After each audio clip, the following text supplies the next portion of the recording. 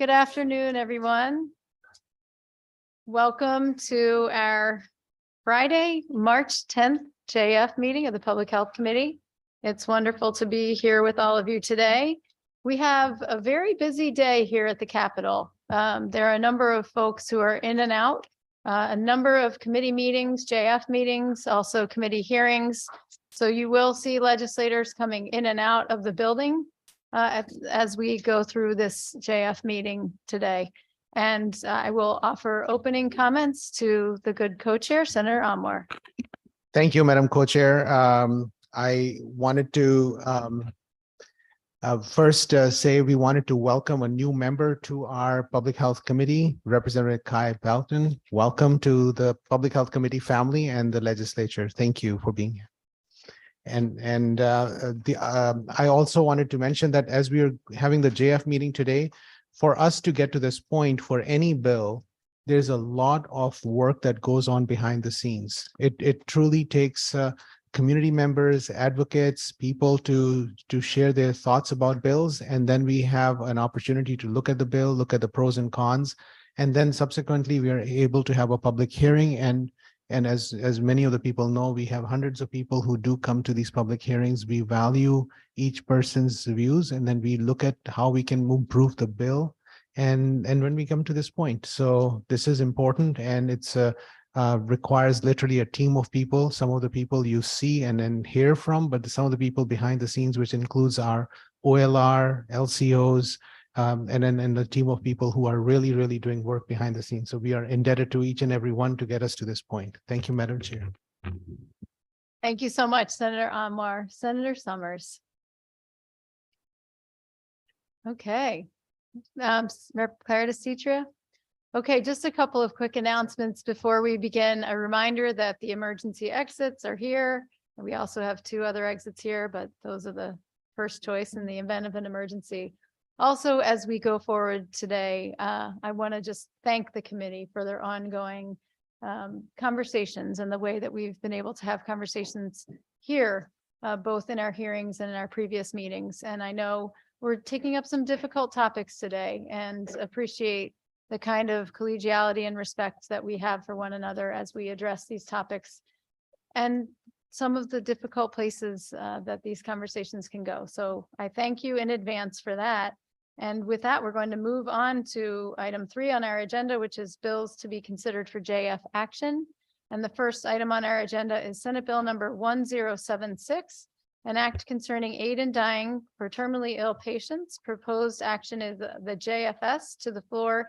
LCO number 5822. May I have a motion? So move. Is there a second?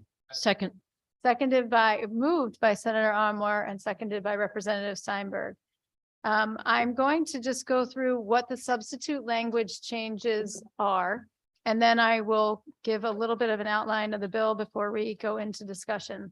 So just to be clear, specifically in the changes that were made from the bill that was filed to the new substitute language that is before us today. And I'm going to do that by line numbers so that everyone is with us. On line 12, we have just a grammatical change made. In lines 130 to 132, this is an addition of the residency requirement language to the written request that must be made. So this is just something that keeps us consistent in the bill. In line 134, we are adding the word physical to conform with the definition change in line 86 under the definition of terminal illness. Two more changes in the S language in lines 411 to 412. This is just an insertion of some standard drafting conventions. And then finally, in lines 489 and 493, we're updating dates. We all kind of think it's a year past, but we're looking at the new date of 2024. So those are the S language changes, the difference between the original bill and the language that's before us today for a vote.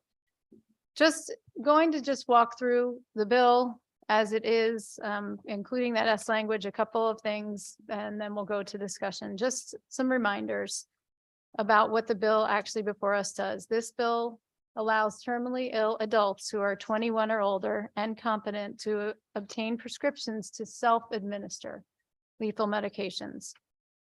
Persons who access this must be a Connecticut resident for at least 1 year and determined by the attending physician to have a terminal illness.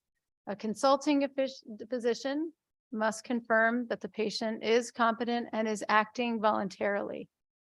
And the patient is required to attend at least 1 counseling session to determine that there is no psychiatric or psychological condition causing impaired judgment. The bill also requires that there be 2 witnesses, and it places restrictions on who may serve as the witness. It allows only patients themselves, not anyone through a living will or any other power of attorney, only the patients themselves to request aid in dying. It establishes a number of record-keeping provisions for the attending physicians when that request is made. It allows the patients to rescind the requirement or the request at any time and in any manner. It prohibits healthcare facilities from requiring a provider to participate. It does establish felony criminal penalties for bad faith actors in these requests. And finally, in terms of medication, it requires either the disposal or destruction of the medications in the event that they are not utilized. And with that, I will turn it to Senator Almore. Thank you, Madam Co-Chair. I think you've highlighted essentially most of the critical parts of the bill.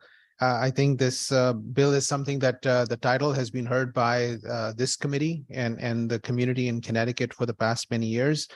This bill is much more stringent than what we have heard of in the past. As many of the people had talked about increasing or strengthening the guardrails, and the guardrails have been increased. And I just wanted to highlight some of those quickly. You've touched on those. The requirements of seeing 2 physicians is one critical part, and then having to see a physician or doctor every 30 days after being prescribed aid in dying medication. And the person has to be a resident of the state of Connecticut, not less than 1 year before they're eligible for considering this option. And the age has been changed from 18 to 21. And again, there's penalty for people who would do not follow the law. So these are some of the additional protections and guardrails that have been suggested. This was part of the testimonies and then conversation that we had with many of the colleagues and community members, and that's why we have changed that. So, Madam Chair, back to you. Thank you. Is there further discussion among members on the bill? Representative Clara DeStitria. Thank you, Madam Chair. A couple comments. I really believe, now we've heard this bill since I've been in office the last 6 or 7 years, and I want to say that I believe it was Representative Steinberg that said it started in 1995, maybe that we started hearing this bill the first time, somewhere around there. I would love to see this become a task force to truly flush out the issues that I know I have with this bill. Would love to see the Connecticut State Medical Society. We know the last couple of years, they've given a neutral stance on this. I think it's important to get them involved and hear their stance on aid in dying and the process that doctors need to go through with the medications and whatnot, and the pros and cons of that. But I do struggle also with this and not having a medical professional with the person when they take these meds. We know that we're telling people that they should have someone with them. It's a good idea. It's not mandatory. They don't have to. And I've said before, we afford our pets the ability to die with their family and a medical professional with them. And even prisoners on death row will have a medical professional with them. I think that would make this bill much better, to know that there was a medical professional with them in case, God forbid, something happened, that they wouldn't have to suffer any longer in this process. But thank you, Mr. Chair, Madam Chair. Thank you, Representative Clara DeStitria. Further comments, Senator Summers. Yes, thank you, Madam Chair. I too have heard this bill for 7 years, and I definitely see the determination of the advocates of this bill. Although the bill has become better or more stringent, I think with some additional safeguards than it had in previous years, I still struggle. I think there's a lot of areas that need to be improved and have further conversation. And I too think that the most prudent course for this bill, seeing as it's so serious, is to have the Med Society be part of a larger group with all stakeholders that we can really go through and flesh out some of the issues that are within this bill. The medical community themselves don't agree on whether this should be something that's legal or not. And I think it's time that the Med Society weigh in. They weigh in on everything else. I think it's such an important issue that we should look at it. And I can tell you in other countries like France, when they were looking to decide whether this should be legal in France, they convened a task force of 100 people to look at it and to come back to the government with what they thought were the best and most comprehensive approach to this. It has not actually come back yet, but they had the medical community really weighing in. And some of the issues that I have with this bill are the description of an attending physician. What does that mean? Who is that person? What are the qualifications? Are they trained in palliative and hospice care? It doesn't say that. Same thing with a consulting physician. In other states, we've now learned that consulting physicians could be by telehealth, which literally just sit at a desk and process paperwork. I don't think that's the intent here in this bill, but that's something that is a concern of mine. I also am concerned about compliance. There is nothing in this bill that talks about how we ensure compliance. How do we ensure that someone does go every 30 days to see a follow-up appointment with a physician? I'm also concerned about the 6 months. If we're going to do this, I think it should be a much shorter amount of time. Also, compliance as far as these off-label cocktails of drugs. It's my understanding now that they have changed the drugs of choice for this from using one or two different types of drugs to other drugs now that take a much longer time to end somebody's life. I'm concerned about what happens if someone does this alone and it's not successful. Again, these are off-label drugs used in an off-label way. And I don't think one counseling session is enough to determine competency for someone. It's not enough in our legal system to determine competency when someone has to stand trial. I certainly don't think one counseling session for an hour is enough to say somebody is competent to end their life. And so because I have these concerns and these issues, I'm assuming this bill is going to move forward because of the makeup of this committee today. But these will be issues that I will be bringing to the floor if this comes to the floor for a vote. And I think that there's much more work to be done on this particular bill. I think that, the advocates that we've heard in support of legalizing physician-assisted suicide are doing it because they feel that this is a way to end suffering. I feel that this goes against a physician's creed to do no harm, and that we can ease suffering, but that we should not end life here in the government. And I think that if this bill goes forward with the language that's written it can lead to some dangerous situations that we really need to rein in before we get to that point. And in talking to many medical professionals that did not testify because they're working, from neurologists to hospice doctors to even gastroenterologists, this bill, I know it's not mandated that they sign up for it, but it is setting a difficult precedent for them that goes against the values of their medical professional.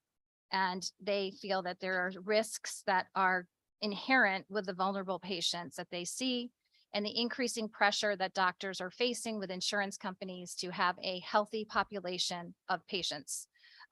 So I think that our focus should be improving hospice and health and palliative care towards the end of life, not going in this direction.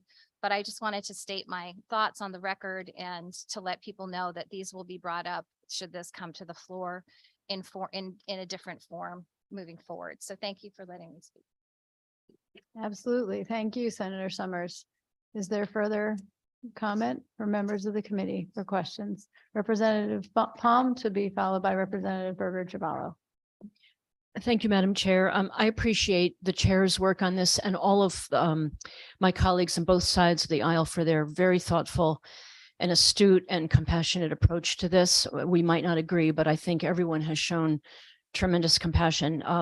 I myself have been in favor of this bill since I was 12 or 13, when my then 96-year-old grandfather who lived with us asked me at his bedside to find a way to end his suffering. And of course, I couldn't do that. And then 55 years later, I'm in a position to vote on such a way. So I intend to use that, because to me, allowing suffering is tantamount to inflicting it. So thank you for all your work and to everyone's compassion that they bring to this. Thank you, Representative Palm. Representative Berger Javallo.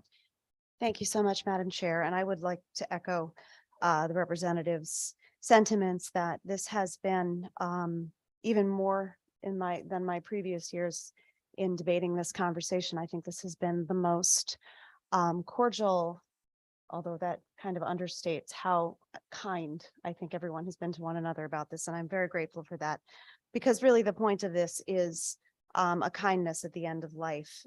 We are dealing with having the strictest proposal in the country. We're looking at the facts that there are 0 reported cases of coercion. There has never been a report of the meds failing. These are things that we can debunk, and we can sit here with data and talk about that. But I would rather focus on the end of life conversations that we had with those for whom this has been a successful final solution. And the one story that always stays in my mind most clearly is that of the family around a man who was suffering so terribly that he wasn't even able to enjoy the time with his family in any way, because his pain was so excruciating and debilitating, and it blocked any ability to actually have meaningful moments with his family at the end. And then when his decision was made in the state where it was legal, he was able to spend his final days knowing that everything that was in front of him with his family, every moment of time that he had with them, was valuable, but also much more meaningful, because every single worry that he had about what it was going to be like for him at the end seemed to disappear by his the best friend who told the story, by his words. And so the whole family's memory of the end of life for this man is of music. I remember him talking specifically about Leonard Cohen, which might be why I remember his story so well, but music and art and love and joy. And I think that we are doing a great job of looking more closely at palliative and hospice care. We heard that over the last few years, and we're addressing that. There's no reason that we can't or shouldn't do both. Thank you very much. Thank you, Representative Berger Javallo. We have Representative Gilchrist online, followed by Representative Carpino here in the room, and then Rep. Elliott. Rep. Gilchrist. I'm so sorry. I'm here. I'm just trying to mute another meeting. My apologies. All right, I got it. Okay. So again, sorry about that. Just trying to juggle multiple things. I too want to echo what everyone's saying and thank the chairs and this committee for taking on this issue. And once again, hearing from so many people on a topic that can be incredibly challenging. For me, it comes down to giving people choice. And currently, under current state law, we are not giving people a choice. We are actually denying them the ability to choose how they end a life well lived that is coming to a decline far too soon. The thing that stuck with me in previous years when we've heard this bill and this year is that when we're talking about aid in dying and the population that this would serve, we're talking about people who truly want to live. And this month, we are approaching the 10-year anniversary of a dear friend of mine passing away from anaplastic astrocytoma phase 3 brain cancer at the age of 28.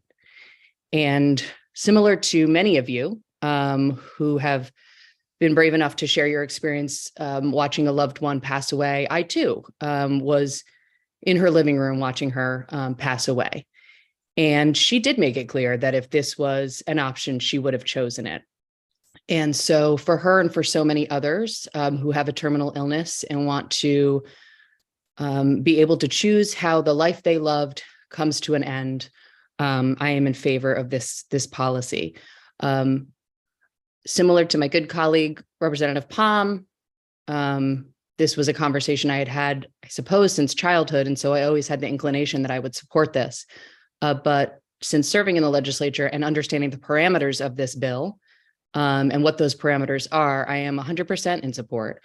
The parameters we've put in place, I think, are strong and make it so that this would be a very strong policy. We also know from the experience of other states that this policy works. And so for all those reasons, I hope that this is the year that we not only get this out of the Public Health Committee, but that we pass it through the legislature. Thank you, Madam Chair.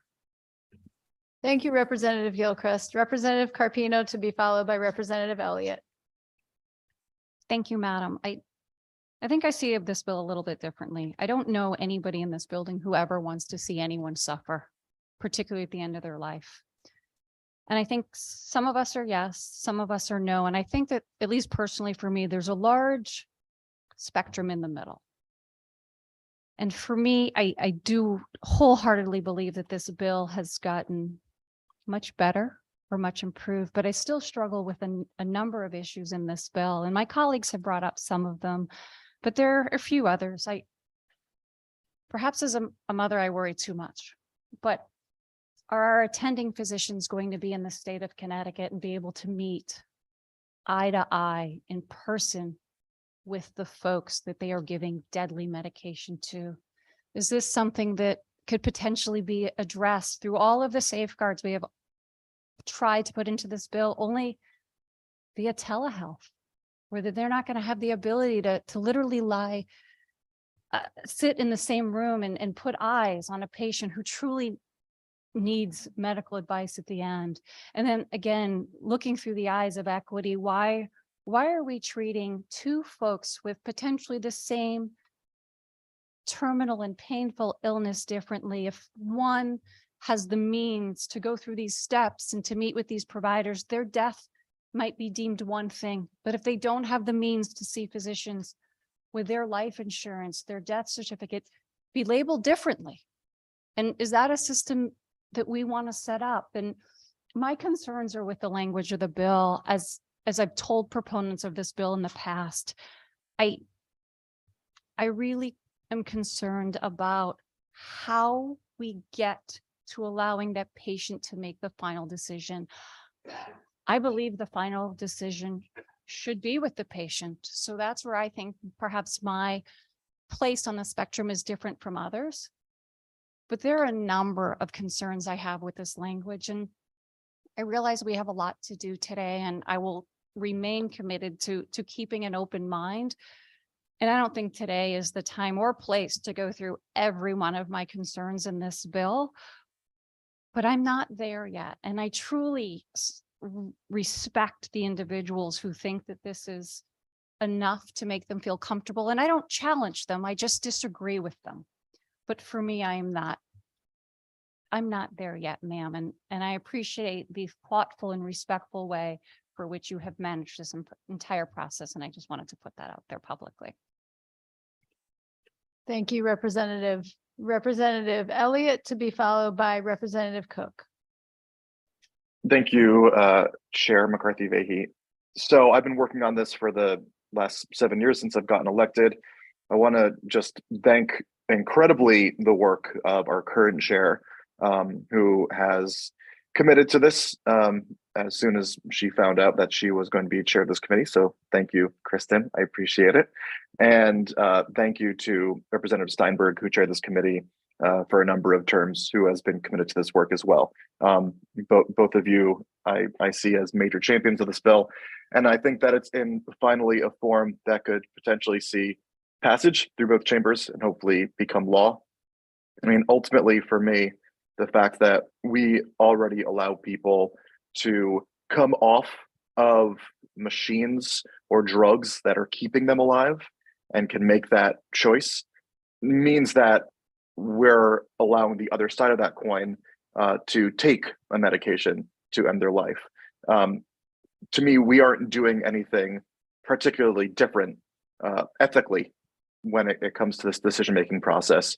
And we're allowing the full slate of people to be making this decision. So thank you to our current chair. Thank you to our past chair. Thank you to the advocates on this committee. And I will cede my time. Thank you. Thanks, Rep. Elliott. And I'll add again, thanks to all for this ongoing conversation. And next, Representative Cook, to be followed by Representative Steinberg, and I believe Rep. Jenga. Did I get that correctly? And Rep. Cavros DeGraw. Representative Cook. Thank you, Madam Chairman. And I do want to echo my sentiments from my colleague across the aisle. I think that you all have handled this topic in such a meaningful and delicate way, and recognizing that there is no right answer for this. For some, it is a hard yes, and for some, it is a hard no. And I think that there's probably still some folks sitting in the middle of this room trying to figure out what they're going to do when we have to take this vote. And as you know, I texted you last night and I sent you my daughter's paper. So I have a 24-year-old daughter. And as I had said to the good representative, you know, this is going to be their world and we're just spending some time in it. And so I asked her what she thought about it. She went to a Catholic school and our university. And so I'm like, well, let's have this conversation. And so she sent me this paper that she wrote. I had no idea that she wrote it.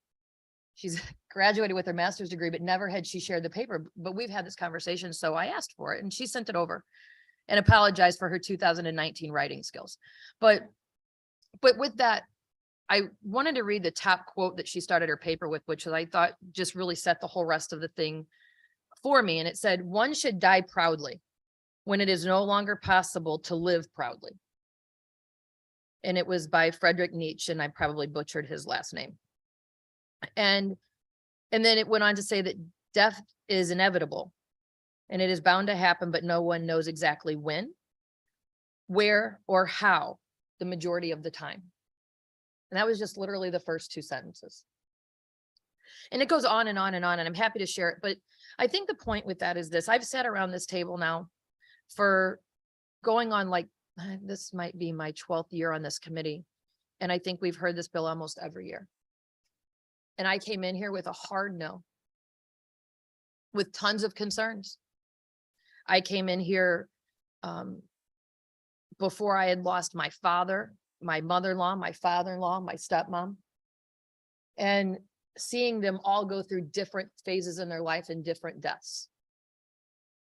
And my stepmom died a few years ago of lung cancer that lasted 6 months from prognosis to death. And she was the most God-fearing woman I'd ever met. And she laid on the bed in the hospital and begged for us to end her life. Begged. She couldn't handle the pain. And a couple of years prior to that, my mother-in-law was in hospice on the VITAS floor in Waterbury. And they gave us a button with morphine and said, just press the button. Just press the button. My stepmom didn't have that option. It wasn't enough time for hospice. It wasn't enough time for any of that. It was, I'm in pain and I can't do this anymore and make it go away. And that was the day that I realized that this bill is not about me. That this decision that we make around this table is not really about any one of us. That it is about somebody else's choice. And it's not about my choice. I might not ever choose to use the option that we might be voting out today. But I don't think that it's my place to tell somebody that they can't. And I also don't think that it's right to criminalize someone for their belief, whether they do or they don't. I was born and raised a strict Southern Baptist from Missouri. And by no means would this be the place that I ever thought that I would be. But by all the things that I've seen in my entire life, we have to take a step back and realize that we all just have to figure out a way to get through this life that we're temporarily walking on. And for some of us, it's terrible. And some of us, it's beautiful. But at the end of the day, it's not my right to tell you what you can do with your life. We are not God, judge, or jury sitting around this table. And if I make a decision and my God chooses that my decision is not right, then he and I can deal with that at the end of the day.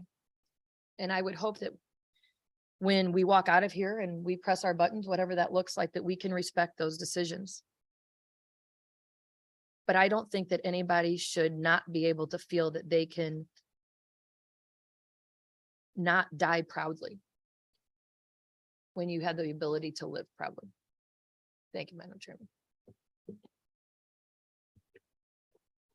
Thank you, Representative Cook.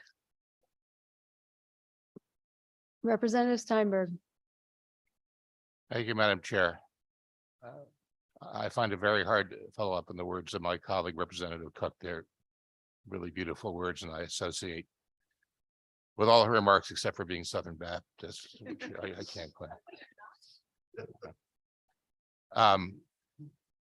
You know, I've been involved with this bill going on 10 years, and I have had the advantage of seeing the arc of the change that's occurred, not just in the language of the bill, but of the opinions of the populace and members of this legislature and physicians and any number of other professionals. The world has evolved, has changed somewhat. Not that we'll ever be comfortable with such a hard decision and such a hard choice, such a hard piece of legislation. But there's a greater understanding of why somebody might find themselves in the circumstances where they would choose to avail themselves of this option. And that's all we're doing here. This is not government telling people what to do. This is government allowing somebody to exercise the freedom of personal agency and choice.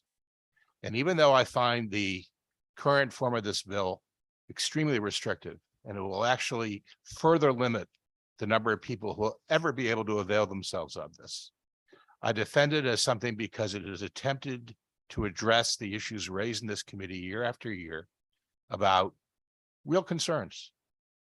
However, I think we can find ourselves in an endless loop of what ifs, of speculation about what might happen under certain circumstances, which frankly might be extremely rare, but legitimate. And all I have to say in response to that is we don't have to speculate.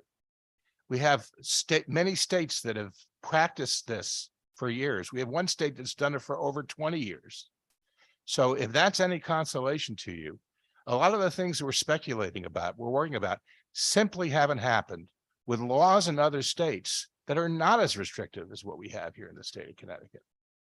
So I just want to caution against finding ourselves in a circumstance whereby we will never achieve the perfect bill that will address every possible eventuality. But this bill, stronger than any other bill in the nation, any other law in the nation, does a serious job of addressing the likely potential concerns. And I wholly support it. Thank you, Madam Chair. Thank you, Representative Steinberg. Representative Jenga. Thank you. I'd like to ask the chairman a question regarding this, because it seems to be left off this bill, but I've seen it in a previous version. What would the medical examiner put on the death certificate? I'm going to pass this to Senator Amar. We were having this discussion earlier. Thank you, Representative Jenga. The underlying illness.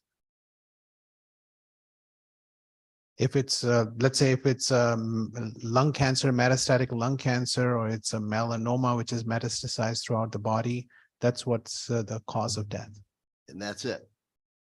Well, if they have other underlying illnesses, Will it- yes. Will it include anything to do with the medication that's self-administered by the individual? The way I would try to explain that is that when somebody's on palliative care, when they die, we don't write that they were getting comfort-related medications. Just like that, we are going to be just saying that the cause of death is the illness. So just like somebody dies after palliative care, we don't say that they were receiving comfort medicines and they were part of the cause of death. So in the same way, in this bill as well, it will not be talking about the medications. It's going to be talking about the disease that led them to that point. Could it be included? We will have to look at this from, does this mean that every hospice patient who's getting medicines, should that be on the writing? I'm not sure that's possible. I emphasize that because 4 years ago, I have always voted to hear this bill. And I wanted to go through the process and view it. It was 4 years ago when that was in the bill, that the medical examiner would not specifically include the self-administered drugs. And I said at that time, if that comes out, I will consider this. I considered it this time, and I was going to vote in favor. But because of that, I consider life a miracle, sacred. And for all the reasons I heard here today, I could vote for those kinds of things because of the intent. But the dignity of life has to be something that I can recommend. If this passes, I have no problem because individuals have stated their reasons. I respect it. I may not agree with it. A lot of it I agree with, but the dignity in death. I am a man of great faith. I can vote for something under what's called the primacy of conscience. Regarding my faith, as we've all said here, choice, somebody else's, and what I as an individual in my conscience can do, because the person I'm talking to is not alone. It's God. However, this is ethically wrong. If we're not including that, it's ethically wrong. It's not dignity, and I would not vote for it. Thank you. Thank you so much. May I respond? Thank you so much. We truly value your thoughts, and I just want to mention for benefit of others, if somebody was on a ventilator and they had brain death, or they had an irreversible condition that was going to cause them to die, we at times have to make the difficult decision to take them off the machine. And the cause of death is never written asphyxia from extubation. It is written as their brain hemorrhage or whatever the illness led them to die. So it's important to put that in perspective, that we are doing that. The cause of death is something else. The immediate issues that happen when you're off the machine or vasopressors are stopped or some of those things, that's a little different, but I appreciate your thoughts. Thank you. Madam Chair, back to you. Thank you, Senator Anwar, and thank you, Representative Jenga. Representative Cavros Segal, to be followed by Reps Reddington Hughes and D'Amico. Thank you, Madam Chair. First, I would really like to thank each and every one of you for the seriousness with which you've approached this. We have had brutal conversations in the last 3 years. Those of you who've been on the committee, some longer than I have, some less than I have. We've had brutal conversations. We've had beautiful conversations. I think that everyone in this room that runs for office is here because you believe in the value of public service, that you believe that you can carry the voices of the people who you represent here to Hartford, and that we can have these conversations because of that. I often like to think, and I think others of you probably would agree with me, that the work that we do in this building changes people's lives. It is significant work. It is important. We struggle with many topics, and we don't always know how to vote, whether it's because of moral compasses within us, or the faith that we bring to the table, or life experiences or professional experiences. So we are trying to change people's lives, and death is a part of life. I think that when we are discussing this, as we have so carefully, so eloquently, when we hear from the families, from the physicians, from the advocates, from the people opposing this, we have to very carefully weigh this. And I think we have done so for many years now. I do think we have to be also careful in that it seems like we are continuing to move the goalposts with this bill. As others have said, this is the most restrictive bill in the United States if we pass it. And I certainly hope that we do. But we have moved the goalposts to make it more restrictive over the times that we've heard this and not less so. There are people that we've heard from that have testified on its behalf who have illnesses that they cannot use it for, neurological illnesses, because they will not necessarily receive a diagnosis of 6 months or less terminally to live. But they stand in the breach to recognize that others might want to have that it is their choice. We hear from people of great faith. We hear from people of no faith who come before us and say that they would like to see this passed. Until I was in my early 20s and I had experienced many family deaths, friend deaths up until that point. I went to 4 years of Catholic high school, even though I'm not Catholic. I can't even tell you how many funeral hymns I've memorized that aren't even in the church that I belong to. But in my early 20s, I was at the bedside of one of my relatives, and I told this story in a longer way last night. I will keep it short because I know we have so many to speak. Pancreatic cancer runs in my family. I'm not sure that I've witnessed a more brutal death other than the death of my good friend Tracy Gamer Fanning, who used to testify on this bill, but is no longer here to do so. Last fall, my great aunt, who was the sister of my godfather who had pancreatic cancer, she passed away at the ripe age of nearly 92 years old. As he lay dying, she and I were there caring for him. And she would say to me frequently, I don't ever want to go out like this. I do not want to suffer this way. I do not want to put my family through this. I do not want them to experience the trauma that I am experiencing as I experienced my brother's death, as she had experienced her sister's death from pancreatic previously.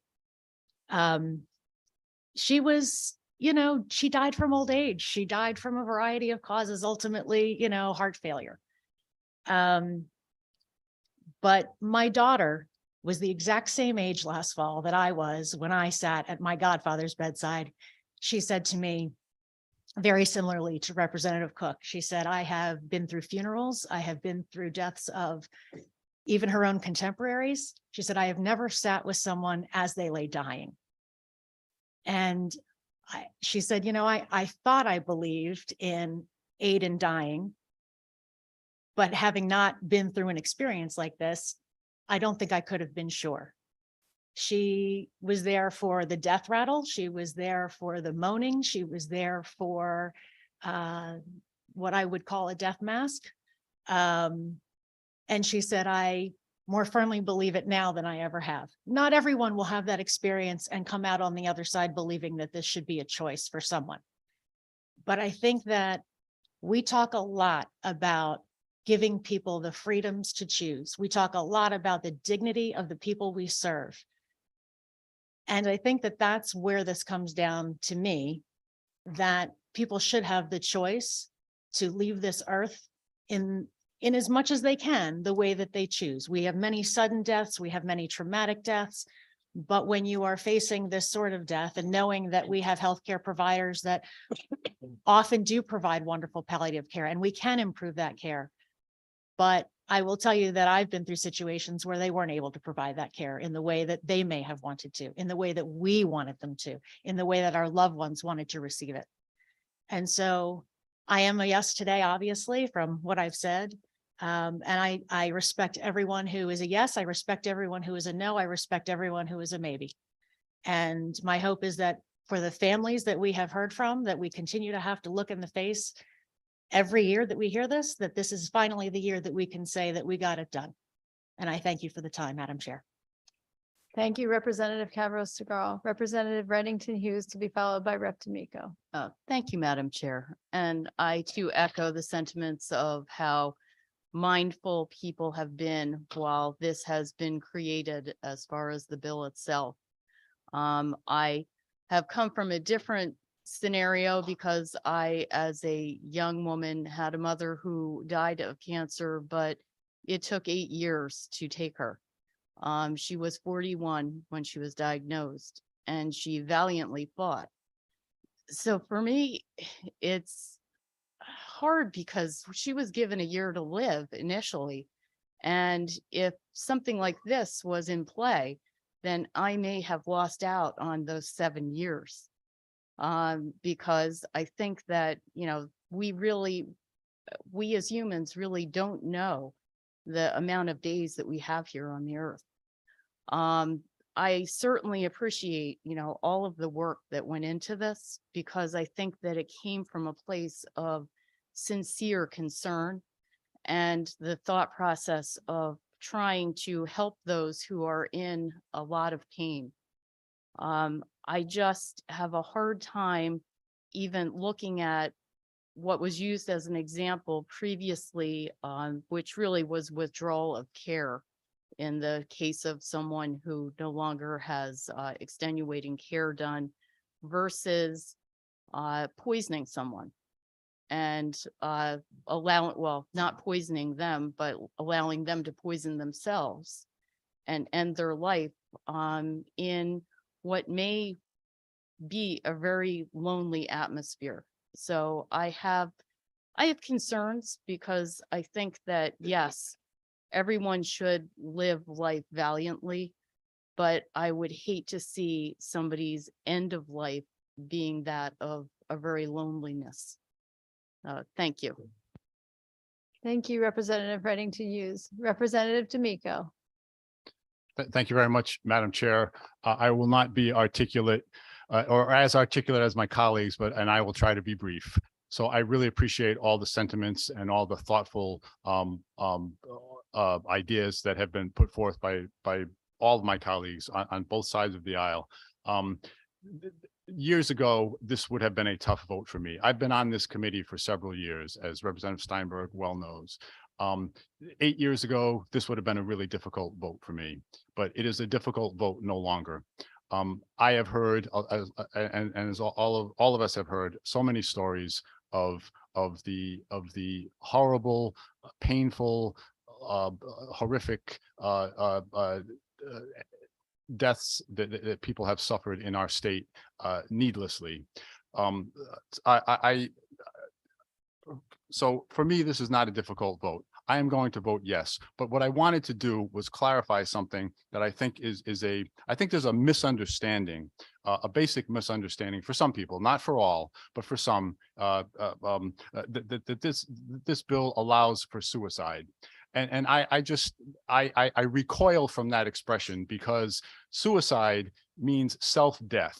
It means someone is choosing to end their life. They are choosing to put themselves to death.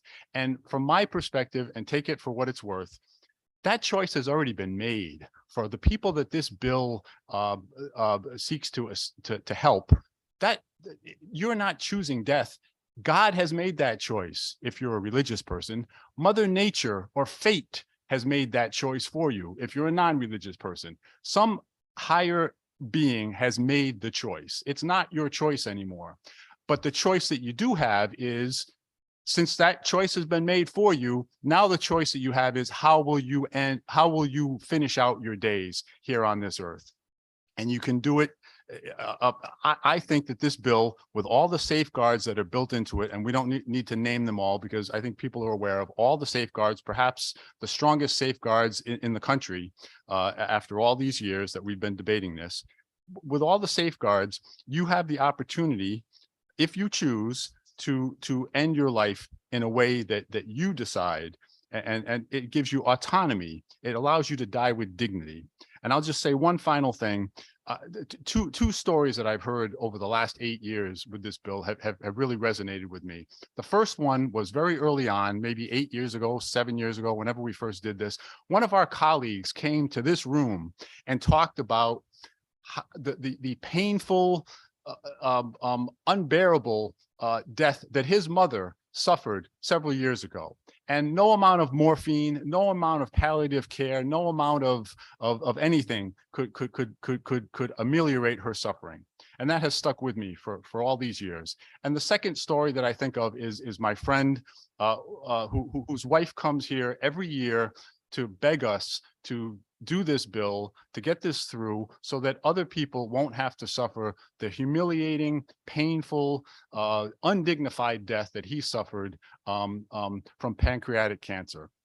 So again, no one is making this choice. The choice has been made. Now the question is, how's it going to end? And I think we owe it to all the residents of the state of Connecticut, if they choose, to have this option available to them so that they can have some autonomy in their last days. So that was longer than I wanted to be, but thank you very much to the chairs. Thank you, Representative D'Amico. Representative Wiellander. Thank you, Madam Chair. I wasn't sure if I was going to speak on this today, but I wanted just to mention from a personal experience, some words that we've heard a little bit during this discussion, but I just wanted to emphasize, and that is bravery and love. Recently,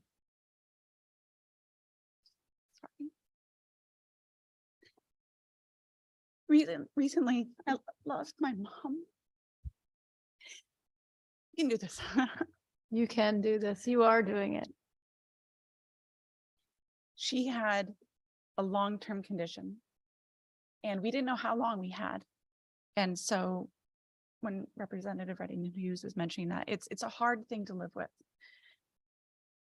And the end came very quickly for us, even though it was a progressive disease. But my mom was able to make a decision that she would not rely on machines that she would be required to live on for, we didn't know how long. It wasn't going to be that long. It was going to be a short period of time. But she was able to take a moment in her life that I can only imagine was terrifying and greet it with grace and bravery. And she gave us a gift because I was able to sit with her and hold her hand. And my dad, her husband of 47 years, was able to comfort her as she greeted the next part of her life. And she was a woman of great faith. And she was a woman of great dignity. And in that moment, she was able to give us a gift of peace. My brothers were there. We all were able to sit with her and give her comfort, and she was able to receive comfort. And I was able to go back to my children and say, Grammy was not afraid. Grammy was not alone. Grammy made a decision that helped her continue to live a life proudly lived. And her life, her spirit is with us. And I hope that by passing this forward, we are able to give other families the gift of bravery and love and continuation. And I thank you so much for this time, Madam Chair. Thank you, Representative Wiellander. Representative Rader. Thank you, Chair. I am so moved by everything that's been shared today. So I first want to thank everyone for sharing whatever your personal perspective is on this. And again, I wasn't going to speak as well, but I just wanted to share, I've been listening and there's been a lot of words used to describe where we come from about this. And I think about suffering and choice and love and faith. I lost my dad to cancer when he was only 53. And he was a man of great faith, Irish Catholic. I've been raised an Irish Catholic. And I was asked this question in one of my campaign debates in a room full of hundreds of people. And I remember I went right to him And all I said was, as a man of faith and my dad, I would never presuppose to know what his choice would be if he'd been given this choice, but I wish he had had it. And I think that's what this comes down to today, is that it's such a personal decision, and it's a family decision, and it's one that's hopefully made with great love and thought. But I sit here today and weighing in about how I feel about it, but also about my constituents. And I know what I've heard from them, and they want me to support this. And I think about my dad. And so today I get to be that voice for him, and I get to move forward that choice for him. And for all the other loved ones in my family that unfortunately I've lost too soon. And I just share great respect for everybody here and wherever you land on this. But I'm just very honored to even be a part of this. You know, I come as a freshman to this decision and knew I advocated to be on this committee, and I knew this was coming, this bill. And so I really hope all the great work that has come before me that can be considered and that we can move this bill forward. And I just thank you. Thank you, Representative Rader. Senator Kushner, to be followed by Representative Kitt. It's so interesting to me to be in this legislature and to hear the stories of my colleagues, because it's amazing how much we bring our own experience with us to the chamber. And I really do appreciate Representative Rader's recent comments about representing her district as well. And I know we all try and do that, but we are so much guided by our personal experience. And just last weekend, I was able to sit in a conversation with my mother, who turned 94, and I surprised her for her birthday, and a gentleman who lived across the hall, who was probably about 90. She very much Jewish, he very much Catholic, but they both shared this view about death and dying and dignity in dying. And it was really fascinating to hear them talk about it, knowing at their age, this was something that was very real for them. I lost my father 11 years ago, so whenever anybody talks about this, it's emotional. That's why I didn't want to talk about it. But I have said this to Representative Cook when I've heard her talk. My father had cancer. He died very quickly. But in those last 4 days that I was with him, he was anguished. It wasn't even the pain. It was sort of an emotional anguish. And this was a really good man, somebody who had lived a very good life and taken care of his family very well. But there was moral anguish at the end, which I couldn't understand. None of us could understand it, but he suffered. And I was so appreciative that it was 4 days. When I talked to Michelle Cook, when I talked to Representative Cook, and she described months of suffering, I couldn't imagine it. And so, you know, I bring my own personal experience, which is that this should be an option that people have. I've had two very dear friends, one related and one just a close friend, who had ALS. Younger than me, died in their early 60s. One of them chose to never go on the ventilator, and the other one at the last minute said, I want the ventilator.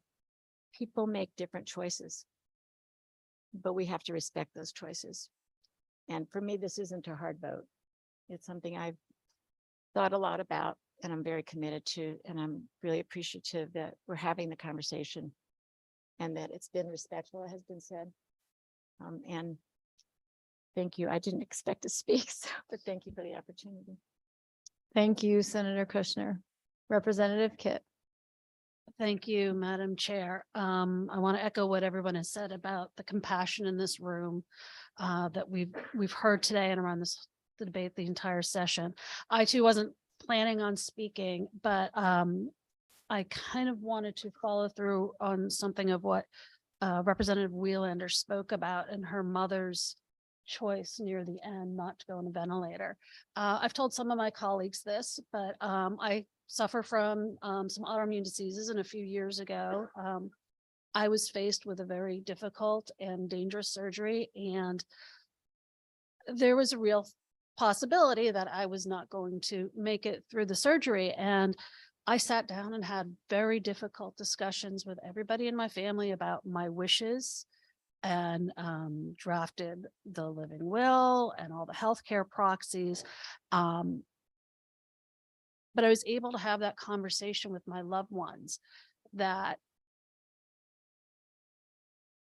you don't get if you don't know when the end might be. I was able to talk with my children, talk with my families, share, our fears, our hopes for each other. And it was comforting knowing that should the worst happen, I chose not to be put on ventilators and kept alive artificially. And it was comforting. And I wish that this law would apply to me because, my end, should it come decades from now, hopefully, probably will involve not being able to physically take those pills. So this is not a choice that will be afforded to me. But having faced the similar type of situation, I do know what a comfort it can be to families and to the person who is suffering. And my choices might not be somebody else's choices. And I can't guarantee I'd make the same choice again moving down the line. But I think we should give people that choice. But again, I respect all of you who wouldn't make that choice, who aren't there, have not had to face this decision. But I do respect the care and thoughtfulness to which you've approached this debate. So thank you very much. Thank you, Representative Kit. Well, dear colleagues, I want to thank every single one of you for the conversation that you have had here today. Life is sacred and democracy is sacred. And this has been truly a profound experience just to be in the room with you, to hear the broad range of opinions, thoughts, and ideas. And this is one step in a conversation that we hope will continue. And seeing and hearing no further comments or questions, Madam Administrator, would you kindly call the roll? Senator Anwar. Senator Anwar votes yes.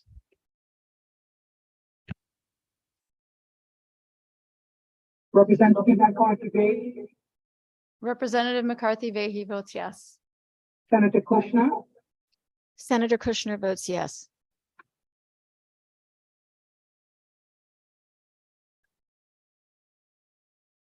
Senator Marks.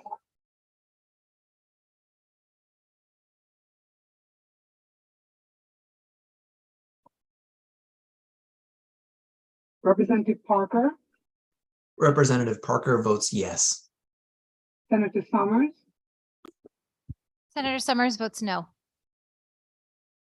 Representative Clarice Dietrich. Representative Clarice Dietrich votes no. Representative Belton.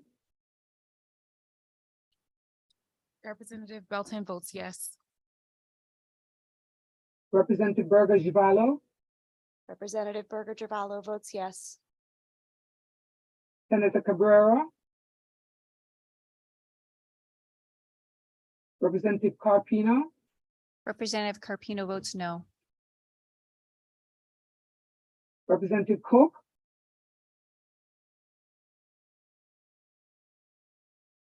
Representative Dauphiné.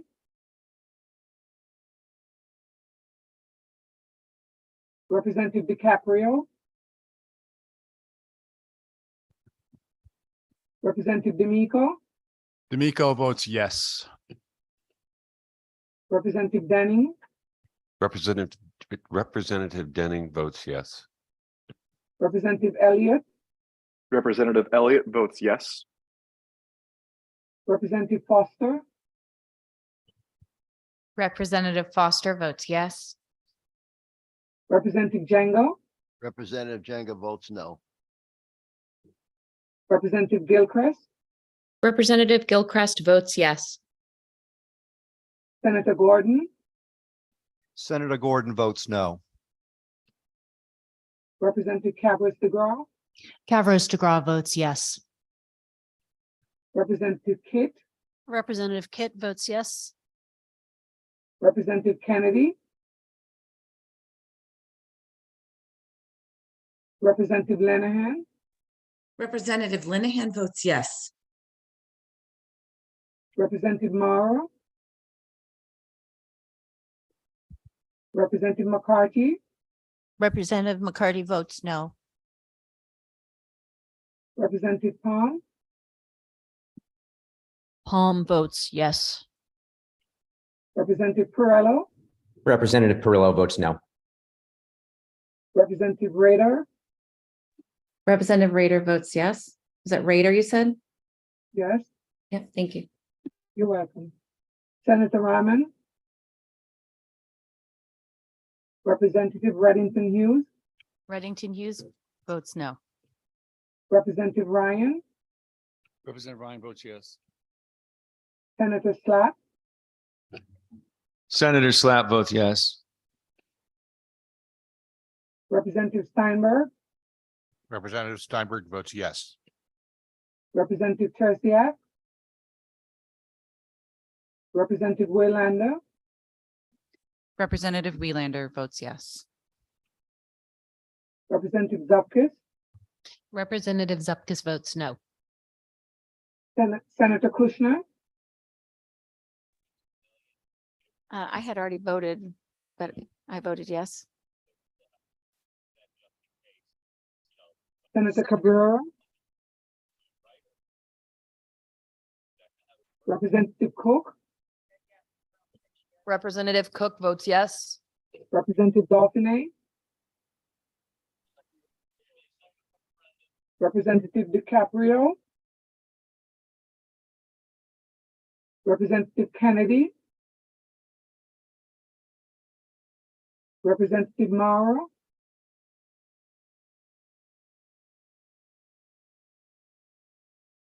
Senator Rahman,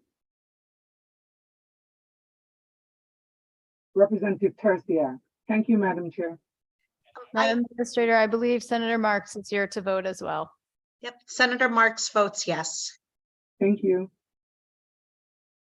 Thank you, Madam Administrator. Oh, may just pause for one moment.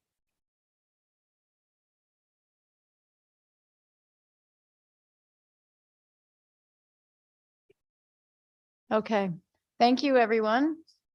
Votes will be open until 5 p.m.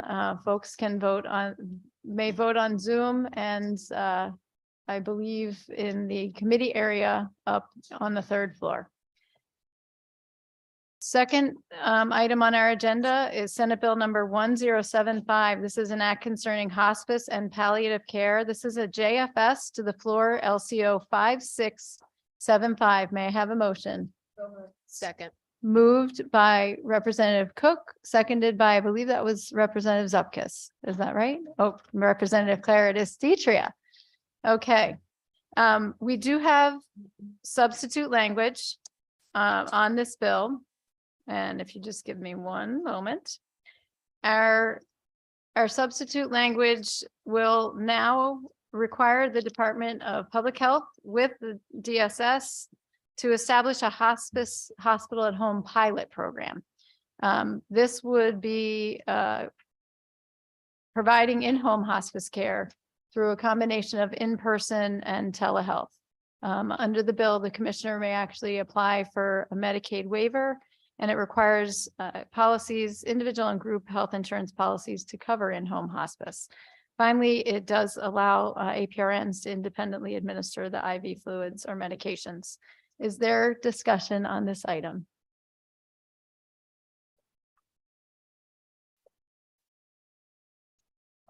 Representative Claridis Tetria. I make a motion that we start a consent calendar. Is there a second? Second. Seconded, motion to start a consent calendar made by Rep. Claridis Tetria and a second by Senator Summers. Is there further conversation on this bill?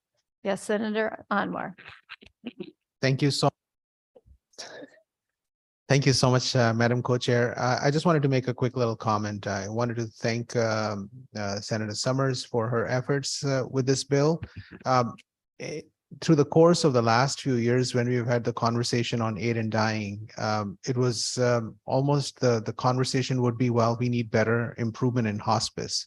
And yes, we do need improvement in hospice. The people who are part of the hospice group, as well as the palliative group, they do one of the most important jobs in the state of Connecticut. And we should take pride in the work that they do, because one of the other things that as a state of Connecticut, we should take pride is that hospice in the United States started from the state of Connecticut. We are the #1 state. And then there were conversations that were happening where people were against having hospice because of some of the reasons you may or may not have heard of. But we were the first state to do this. And as a result, we have been in many respects ahead of the curve in providing high quality care. But the illnesses and the challenges with some of the illnesses for some segments of our population has been very complex, physically and emotionally, and there are areas of opportunity. And then we learned about some of those areas of opportunity in the conversations that we've had throughout the aid in dying bill. There are two different pathways, there are two different things, but they have an overlap. And some of that overlap is about the suffering and the support and the pain control. And this bill is going to try to attempt to look at that in a much more effective manner and see if there's areas of opportunity to improve hospice. And this bill is a standalone bill, not necessarily mixed with the other, but because it is related to end-of-life care, it's something that is of value, and I will be supporting it as well, Madam Chair. Thank you, Senator Ardmore, and I appreciate those comments, and particularly thank you, Senator Summers, for your advocacy on this, and very much for helping us to move this bill forward. Seeing and hearing no other comments or questions, we will move to item number 3 on our agenda. Madam Chair, I'd like to put this on the consent calendar. Wonderful. Thank you. You made the motion to start a consent calendar, so seeing and hearing no objection, we will move this item to the consent calendar. That is Senate Bill number 1075. And before we move on, we're still on that item, so you're good to go. Rep. Reddington Hughes, please proceed, madam. I agree with the intent of this, but I just look at the language and think that really it should be all legal medical procedures that are offered in Connecticut should come under this, not just the act of a termination of a pregnancy. Madam, we will I'm be there sorry. in just a I'm moment. sorry. No, no, I no. appreciate that. So just to back up for a second, we were discussing item number 2, which is an act concerning hospice and palliative care. And that item, which is Senate Bill number 1075, will be on our consent calendar. So we will now go, you're just getting ahead, you're ready to go, and I love it. So next, we will go on to the next item on our agenda, item 3, House Bill number 6820. This is an act preventing an adverse action against a healthcare provider due to an adverse action taken by another state as a result of such provider's involvement in the termination of a pregnancy. This is a JFS to the floor, LCO number 5872. May I have a motion? So moved. Moved by Senator Amar. Is there a second? Second. Seconded by Representative Steinberg. And this bill, it prohibits either DPH or DCP from taking adverse action against a provider based solely on the provider providing reproductive health care services, or based on disciplinary action that's been by another state based on that state's laws. So this will not prevent DCP or DPH from taking action or disciplining a provider for conduct that would otherwise be subject to discipline. That's one of the changes. And similarly, it prohibits healthcare institutions from revoking the provider's credentials. And finally, it prohibits insurers from taking adverse action. With that, I believe there is discussion on the item, and I will go to Representative Reddington Hughes. I am sorry I was on the wrong bill. I absolutely, appreciate the intent of this, but I really do think that it should be extended to all legal medical procedures that are existent in the state of Connecticut rather than one single procedure. Because that would really, I think emphasize what we're really trying to do. rather than having this be something that has to be written for each single type of procedure. Thank you, Representative. I appreciate that comment. And I see also we have Representative Linehan. Please proceed, madam. Thank you very much, Madam Chair. I just want to align myself with the recent comments from the good representative. I think the more that we see restrictive healthcare practices in other states, especially when it comes to children, I think that we need to have that available for all, for not only the physicians involved, but actually also the families. So I would like to see us see if we can make that language a bit wider for vote on the floor. That's all. Thank you, Madam Chair. Thank you for your comments, Representative. Are there any further comments or questions on item number 3? Madam Chair, if there's no objection, can you put this on consent? I think there may be objection on that one. Representative Denning, please proceed. Just for clarity on this bill, I believe the reason we're doing this is because other states are regulating and punishing practitioners who are performing abortions in the states where those are illegal. There are other people who are doing procedures that may be inappropriate and or not in line with our public policy of health. And so I think restricting it to just this procedure is the appropriate way to do this on the bill, because we don't want to allow other providers who may have faced disciplinary actions in their states to come in and claim that they have no responsibility because we have given and granted them pardon. And so I think that we should keep this just as restricted as it is, and before we change the language. Thank you, Representative Denning. Seeing and hearing no other comments or questions, Madam Administrator, would you kindly call the roll? Senator Anwar, Senator Anwar votes yes. Representative McCarthy Vahey, Representative McCarthy Vahey votes yes. Senator Kushner, Senator Mark, Representative Parker, Representative Parker votes yes. Senator Summers, Senator Summers votes yes.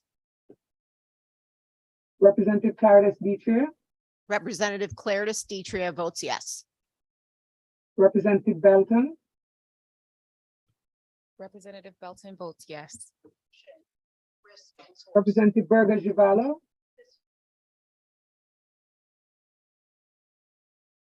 Senator Cabrera, Representative Carpino, Representative Carpino votes yes. Representative Cook, Cook votes yes. Representative Dauphiné,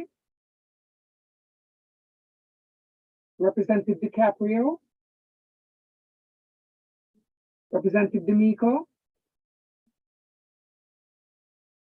Representative Denning, Representative Denning votes yes. Representative Elliott, Representative Elliott votes yes. Representative Foster, Rep Foster votes yes. Representative Jenga, Representative Jenga votes yes. Representative Gilchrist, Representative Gilchrist votes yes. Senator Gordon, Senator Gordon votes yes. Representative Cabras DeGraw, Representative Kitt, Representative Kitt votes yes with the urging to widen the language. Representative Kennedy, Representative Linehan, Representative Linehan votes yes. Representative Morrow, Representative McCarthy, Representative McCarthy votes yes. Representative Palm,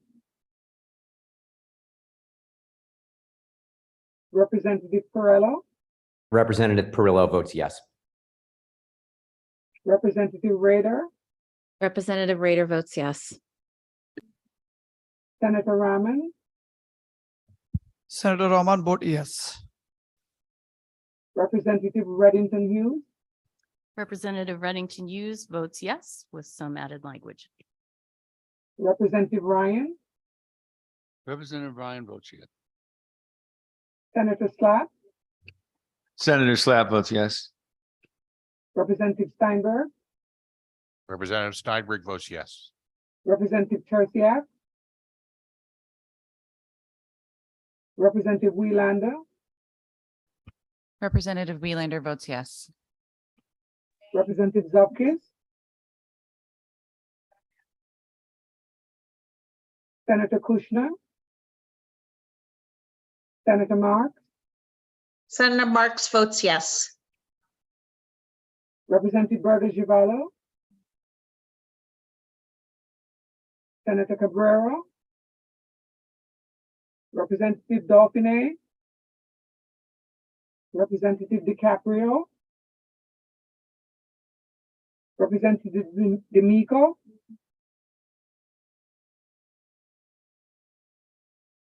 Representative Chavez DeGraw,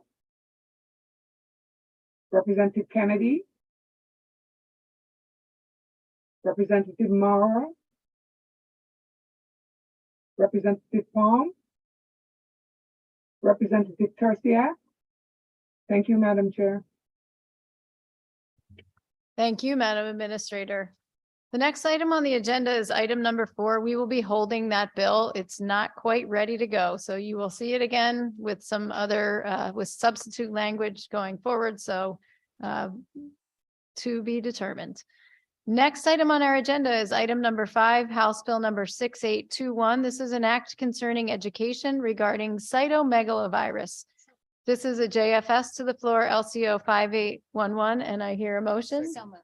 Moved by Senator Summers and seconded by Senator Anwar. And Take my second. I think it's seconded by Representative Ryan. Forgive me. So I'm actually going to turn it over to Representative Parker. Thank you, Madam Chair. Thank you for the chance to speak on this bill briefly. This bill has some changes from the bill that we heard at public hearing based on the testimony that we heard that day that we received in written feedback. And this has really been building on work that's been done in this legislature for a number of years, and certainly with advocates across our state and across our region and country. So in the bill with the JFS language for today, there are 2 major changes. The first is that we are going to be expanding education and prevention activities, and this is specifically asking DPH to share materials with providers who treat pregnant people. We're also going to be asking Office of Early Childhood to share educational and prevention materials with childcare providers, which is a group of pregnant people who might be particularly at high risk of contracting cytomegalovirus. The other major change this bill does is on the testing for newborns. And what we are proposing in this bill is to have a universal screening program in the state of Connecticut, which is in line with Minnesota, which was the first state in the country to move to universal screening. So those are the 2 main changes that are in here. And we look forward to continuing to talk with folks as this moves through the process. Thank you for the chance to share, Madam Chair. Thank you, Representative Parker, for your advocacy, to Rep. Ryan for his advocacy, and for all those who have come before us about this issue. Senator Anwar. Thank you, Madam Chair. Thank you, Representative Parker, for your advocacy, and Representative Ryan. I just wanted to add a couple of thoughts. This whole concept of universal screening is very important. It's fascinating to me that the Centers for Disease Control has not made this across the country. This is, if you look at the childhood illnesses, a new child when they're born, the number of screening tests that are done, they're done with the understanding this will change the trajectory of the entire life if we identify illnesses very early. And if CMV is identified early, you can actually truly intervene and change that direction. And it's much more easily identifiable than it was many years ago. And also the treatments are, which can completely address the challenges. There is cost to everything, but there's a cost of not doing something. If a child is going to lose their hearing and they're going to have cochlear implants, the cost of a few of those children is going to be far more than the cost of screening every single child in our state. So that is why we feel that as a body, as a public health committee, we should be pushing for screening. And this is in honor of all the children and their parents and grandparents, people who have spoken about the importance of this. So thank you for each and everyone who spoke out and my fellow legislators who have spoken about this. Thank you, Madam Co-Chair. Thank you, Senator Anwar. Representative McCarty. Thank you very much, Madam Chair. And just very quickly, comments that I'm very favorable for this. I had not seen the JFS language on what we would be asking the Office of Early Child Care to do. And I can tell you, I did speak with the office and they're very interested in this. And I just want to assure that we'll have some materials for them. And I think we heard throughout the hearing that there are materials already prepared so that they're very willing to help disseminate the information if we can help in that regard. But thank you so much for, it's a very pleasant surprise today. Thank you. Thank you, Rep. McCarty. And I love that teamwork. It's so wonderful. Seeing and hearing no other comments, Representative Clara DeStitria. Madam Chair, I'd like to put this item on the consent calendar. If there are no objections, seeing and hearing none, this item will be moved to our consent calendar, and that is item 5, House Bill number 6821.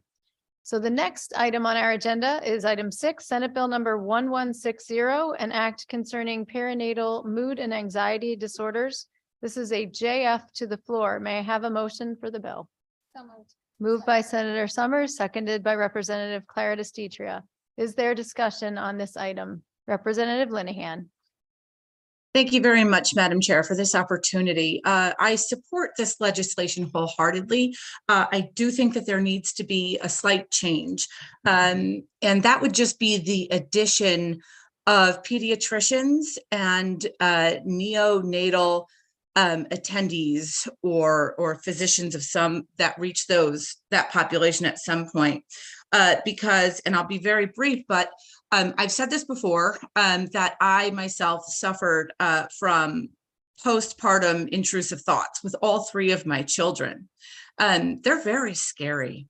And I do represent a family who was recently, unfortunately, had the death of their children due to postpartum psychosis. In Wallingford. You may know the story of a young mother from Massachusetts. She was originally from Wallingford. So I'm very up to date on this, and I will tell you that when I started having these intrusive thoughts, it was my pediatrician who noticed the issues with me first and got me to open up, and then I went and got help. So I think we need to include the doctors that serve infants in whatever language is necessary, because if they are going to see the parents more often, they are often the first ones who see the signs of this. I appreciate you taking my comments and concerns into consideration, and I do hope that because of that, we will have language on the floor to amend. Thank you, Madam Chair. Thank you, Representative Linehan, and we certainly will remain in conversation. We heard in testimony that 1 in 4 women is impacted by this. So the ability to get the word out, and certainly new parents are seeing pediatricians a lot more quickly than women are getting to see their own healthcare providers upon birth. So thank you for those comments. Are there any further questions or comments? Seeing and hearing none, Representative Clara DeStitria. Thank you, Madam Chair. I'd like to put this item on the consent calendar. Seeing and hearing no objections, this item, which is item 6, Senate Bill number 1160, will be moved to our consent calendar. Moving on to item 7, Senate Bill number 1161, an act concerning the recommendations of the School-Based Health Center Expansion Working Group. This is a JF to the floor. May I have a motion? Moved by Senator Anwar and seconded by Senator Summers. This bill requires, actually in 2022, we passed a bill that requires DPH to administer a school-based health center grant expansion. So the bill expands the program by a year, and it requires DPH to give priority to 124 schools recommended for that expanded school-based health center medical and mental health services, which is in the working group's final report. And is there discussion on this item, Senator Anwar? Thank you, Madam Chair. I just wanted to make a comment. This is an important bill. In the town of East Hartford, I represent, I've had the opportunity to visit every single one of the school-based healthcare centers that are there. And I actually visited again yesterday. I had a very good meeting with the school nurse, but also had a conversation with the staff at the school-based healthcare center. They are mentioning about the children who are needing help have doubled in the last year.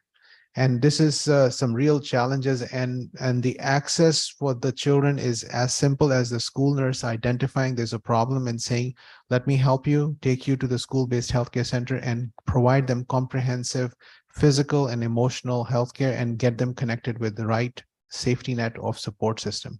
And this is why a bill like this is important. I know for many of my colleagues who represent rural parts of the state, they don't have this. And it's important to make sure that we improve the access, because some of the challenges our children are facing, they are across the board in every part of our state, and we need to create the safety net. The work that we had started for the school-based healthcare center, we need to continue to move, because this is showing good results of support for our children. Thank you, Madam Co-Chair. Thank you, Co-Chair Anwar. Representative Welander, I will recognize you in one moment. I just want to thank you for your good work on this in the past and give you an opportunity to comment on this bill. Thank you, Madam Chair. That was very kind. I just want, some of my comments are going to echo what Senator Anwar just said, where we are seeing an increased need across all demographics. Our children from very early ages are starting to develop tendencies that require help.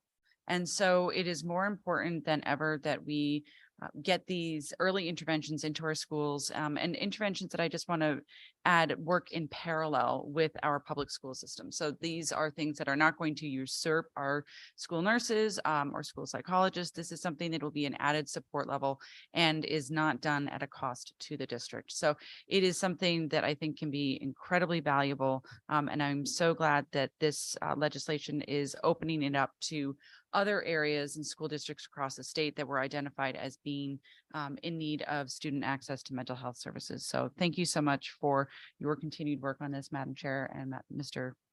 Sir Co-Chair. All right, thank you. Thank you, Representative Welander. We're both giving the thumbs up over here. Is there, Senator Summers. Yes, thank you, Madam Chair. I just wanted to make sure for the public that's watching, or if they watch later, to dispel the myth that school-based health clinics do not take insurance. They do. So if you have insurance, they will bill your insurance. They are convenient, they're accessible, and they also do provide healthcare for students that do not have health insurance. But if you are somebody who's covered, or your child, has strep throat in school, you can actually go to the school-based health clinic and get the strep test and probably get a prescription right there. So they do take insurance. And I think that's important, because I hear from many people who don't understand school-based health clinics, they think it's just the state giving away one thing after the other for free services. And when they can bill, they do bill. And many of them are self-sufficient. We do supplement them to get them going, but some are, very not, I won't say profitable, but they're doing very well on their own. So I just want to make sure that everyone knew that. Thank you. Thank you, Senator Summers, both to you and Rep. Welander for underscoring that the financial aspects of that and the benefits. Seeing and hearing no other comments or questions, Madam Administrator, would you kindly call the roll?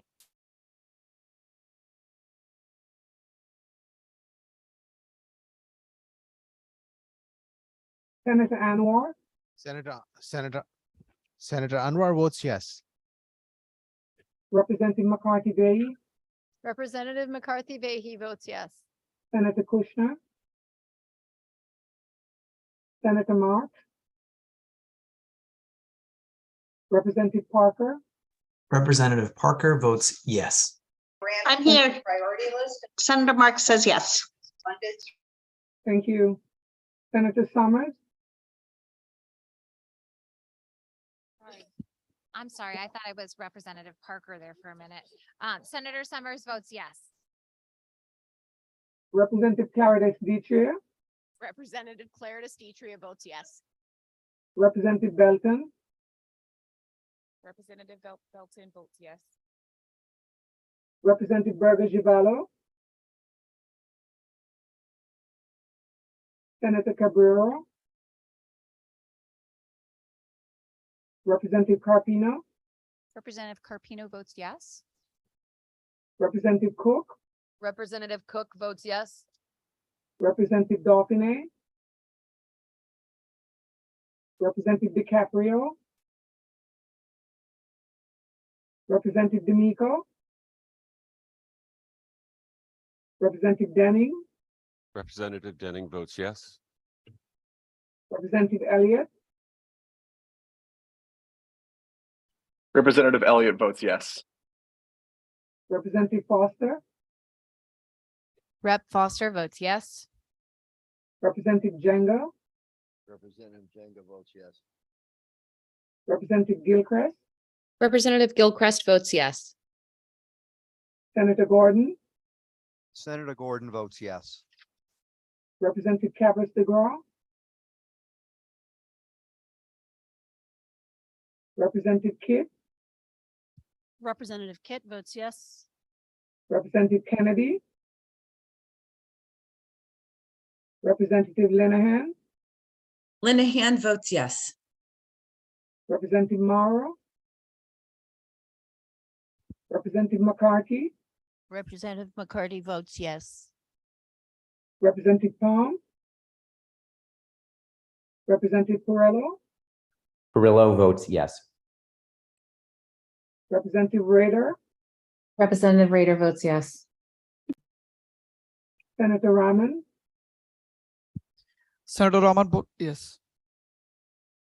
Representative Reddington Hughes, Reddington Hughes votes yes. Representative Ryan, Representative Ryan votes yes. Senator Slack, Senator Slack votes yes. Representative Steinberg, Representative Steinberg votes yes. Representative Tersiak, Representative Wielander, Representative Welander votes yes. Representative Zupkis, Senator Kushner, Representative Burger Givallo, Senator Cabrera, Representative Dauphiné, Representative DiCaprio, Representative D'Amico, Representative Kennedy, Representative Morrow, Representative Palm, Representative Tercia. Thank you, Madam Chair. Thank you, Madam Administrator. Again, votes will be held open until 5 p.m. today via Zoom or up in the third floor area, the Public Health Committee area. Moving on to item number 8, Senate Bill number 955. This is an act concerning anatomical gifts. This is a JFS to the floor, LCO 5793. May I have a motion? So moved. Second. Moved by Senator Anwar and seconded by Senator Summers. So the S language, this bill, the new bill, will require hospitals starting January 1st, 2024 to report to DPH when it allowed a person to amend or revoke an anatomical gift. Also, DPH must report to the Public Health Committee by February 1st of next year evaluation information in any motor vehicle accident data repository in the state. So essentially, looking at the number of motorcycle accidents and fatalities, the number of unexpired motor vehicle licenses with a motorcycle endorsement, the number of anatomical gifts that were made by people who died in motorcycle accidents. And I believe there is a question or comment from Representative Cook. Ooh, you know what, Representative Cook, I'm sorry. I meant to go to my good co-chair, Senator Anwar, and then to be followed by you, Representative Cook.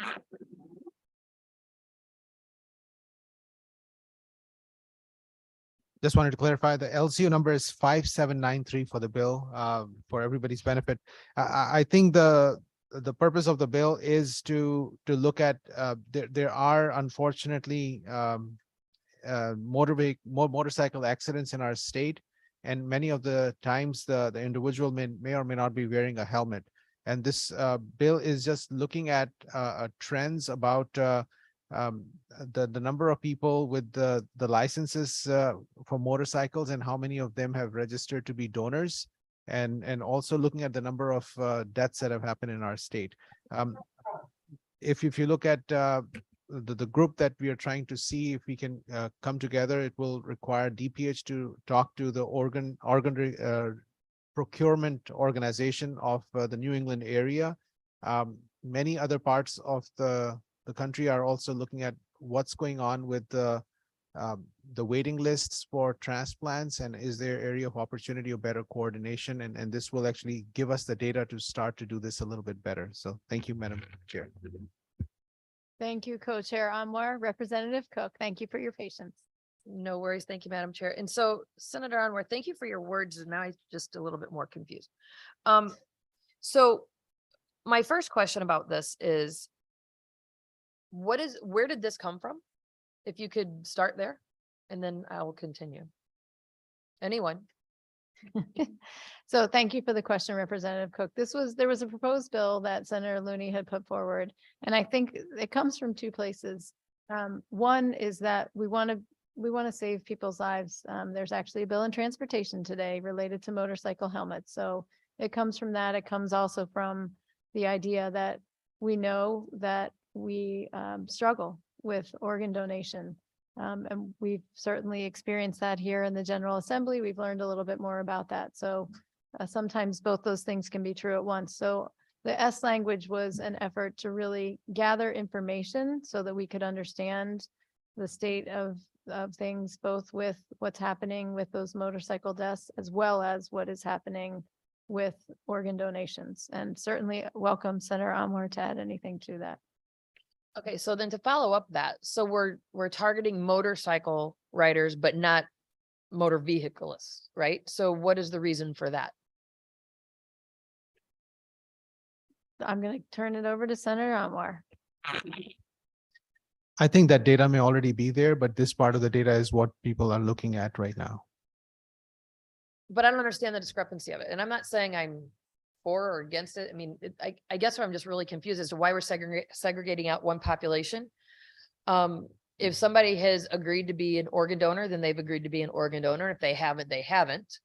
I don't believe by law that we have the right to take anyone's organs if they have not agreed to give them.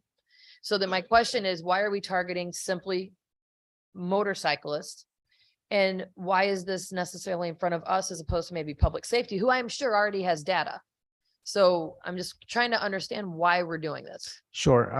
Let me make sure I clarify this. This bill is not suggesting to take anybody's organs. I'm okay. All right. Because words travel in a wrong fashion. So I want to clarify, this bill has nothing to do with taking anybody's organs, but this bill has to look at the number of deaths that are happening. Unfortunately, in motorcycle accidents, especially the ones who are not wearing their helmets, the death rates are much higher, as would be expected. And with respect to the actual data in one place, we don't have it in one place. We've been asking, I've been made phone calls and reached out, and we don't have the actual data in one place. We're trying to look at the data and look at the number of deaths, but also understand what are the patterns that we have on people who are willing to be donors. I'm still really struggling as to the need for us to have to do this and then target out one population. I mean, I am confident that that information is somewhere. And I hear what you're saying, that it's not like you haven't received it.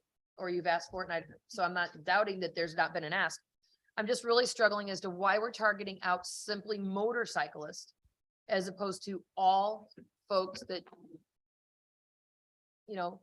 are behind of any type of wheel. So Rep. Cook, what I hear you saying is you might like to see some expanded language that would include motor vehicles as well as we take a look at that. Is that a fair statement? I'm not sure what I would like to see.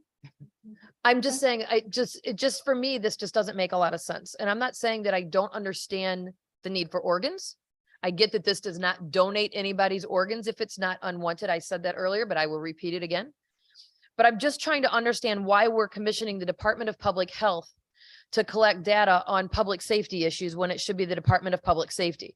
And I believe that our Commissioner of Public Health has one work to do, the Department of Public Safety, which would have the data on motorcycle, accidents and so forth and so on. That information would be over there. And I would think that the Department of Motor Vehicles would be able to tell you everybody that's registered to donate organs. So I'm just trying to understand why it's with the Department of Public Health, and again, why we're still singling out that one group of people. Understood. Thank you. Thank you for your comments. Representative Foster. This is a suggestion just for the record. There's an interesting amount of research on organ donation models, and we undeniably have a shortage of organs available for donation. And there was a long held belief, actually, when I was in grad school, this was what was taught, was that countries with opt-out versus opt-in models had a significantly higher availability of organs for donation. The evidence actually looks like that has changed significantly. And then when you parse it out, increasing the pool of available donors doesn't change the amount of donations that actively match those who require organ donation, and that there's like a multifactorial system that's necessary. And so it looks like Spain and Denmark have models of organ donations using opt-out models, which I think was maybe part of the consideration in the early introduction of this bill before it was raised as a committee bill. But it looks like that alone doesn't necessarily increase match rates for people who need organ donations for life-saving ability. And so perhaps this can be for consideration, and I'm happy to have conversations later on, that there's a lot of good published data out there about what is effective in organ donation models to improve match rates and not just the donation pool. And perhaps that's what we want DPH to look into. And so there's a paper, I can share it for the record after, by Lewis et al. It was published in 2021. So recent data on national models on organ donation. And I think that if we're going to, if our concern is making sure that people have organs available from people who are willing to donate, that we should consider the full spectrum of the process that needs to change. And that seems like it might be better achieved by looking into what in our state model could change. Thank you, Representative Foster. Senator Slapp. Thank you, Madam Chair. Yeah, I think, I align some of my thoughts with Representative Cook's comments. I'm not exactly sure why we're referring to motorcyclists here. It seems a little creepy to me. Yeah, and if I would, the inference is that it's risky behavior to not wear a helmet, which I think we can all agree on. That is true. There's a lot of other risky behavior on our roadways, and maybe we do all motorists, or I mean, I think it makes sense to expand it, but just to do motorcyclists does seem a little ghoulish or creepy. Thank you. Thank you very much, Senator Slapp. Indeed, there is a lot of risky behavior on roadways, and thankfully transportation is dealing with some of that as we speak. So, or maybe they already have with voting. If there are no other comments or questions, Madam Administrator, would you kindly call the roll? Senator Anwar. $350. Anwar votes yes. Read the regulation at cost. I understand. Senator Anwar. Senator Anwar votes yes. 2 organs now. Representative McCarthy Vahey. Representative McCarthy Vahey votes yes. Senator Kushner. Senator Marks, Marks votes yes. Representative Parker, Representative Parker votes yes. Senator Summers, Senator Summers votes no. Representative Clara Teacher, Representative Claire Destituria votes no. Representative Belton, Representative Belton votes yes. Representative Burgess Givallo, Senator Cabrera, Representative Carpino, Representative Carpino votes no. Representative Cook,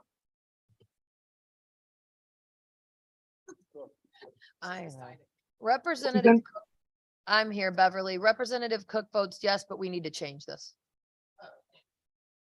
Representative Dauphiné, Representative DiCaprio, Representative D'Amico, Representative Denning, Representative Denning votes yes, but second, we need to change this. Representative Elliott, Elliott votes yes. Representative Foster, Representative Jenga, Representative Jenga votes yes. Representative Gilchrist, Representative Gilchrist votes yes. Senator Gordon, Senator Gordon votes no. Representative Cabras-Degra, Representative Kitt, Representative Kit votes yes. Representative Kennedy, Representative Lenahan, Representative Morrow, Representative McCarthy, Representative McCarty votes no. Representative Palm, Representative Perrello, Perillo votes no. Representative Rader, Representative Rader votes yes. Senator Rahman, Senator Rahman vote yes. Representative Reddington Hughes, Representative Ryan, Representative Ryan votes yes. Senator Slack, Senator Slapp passes. Representative Steinberg, Representative Steinberg votes yes.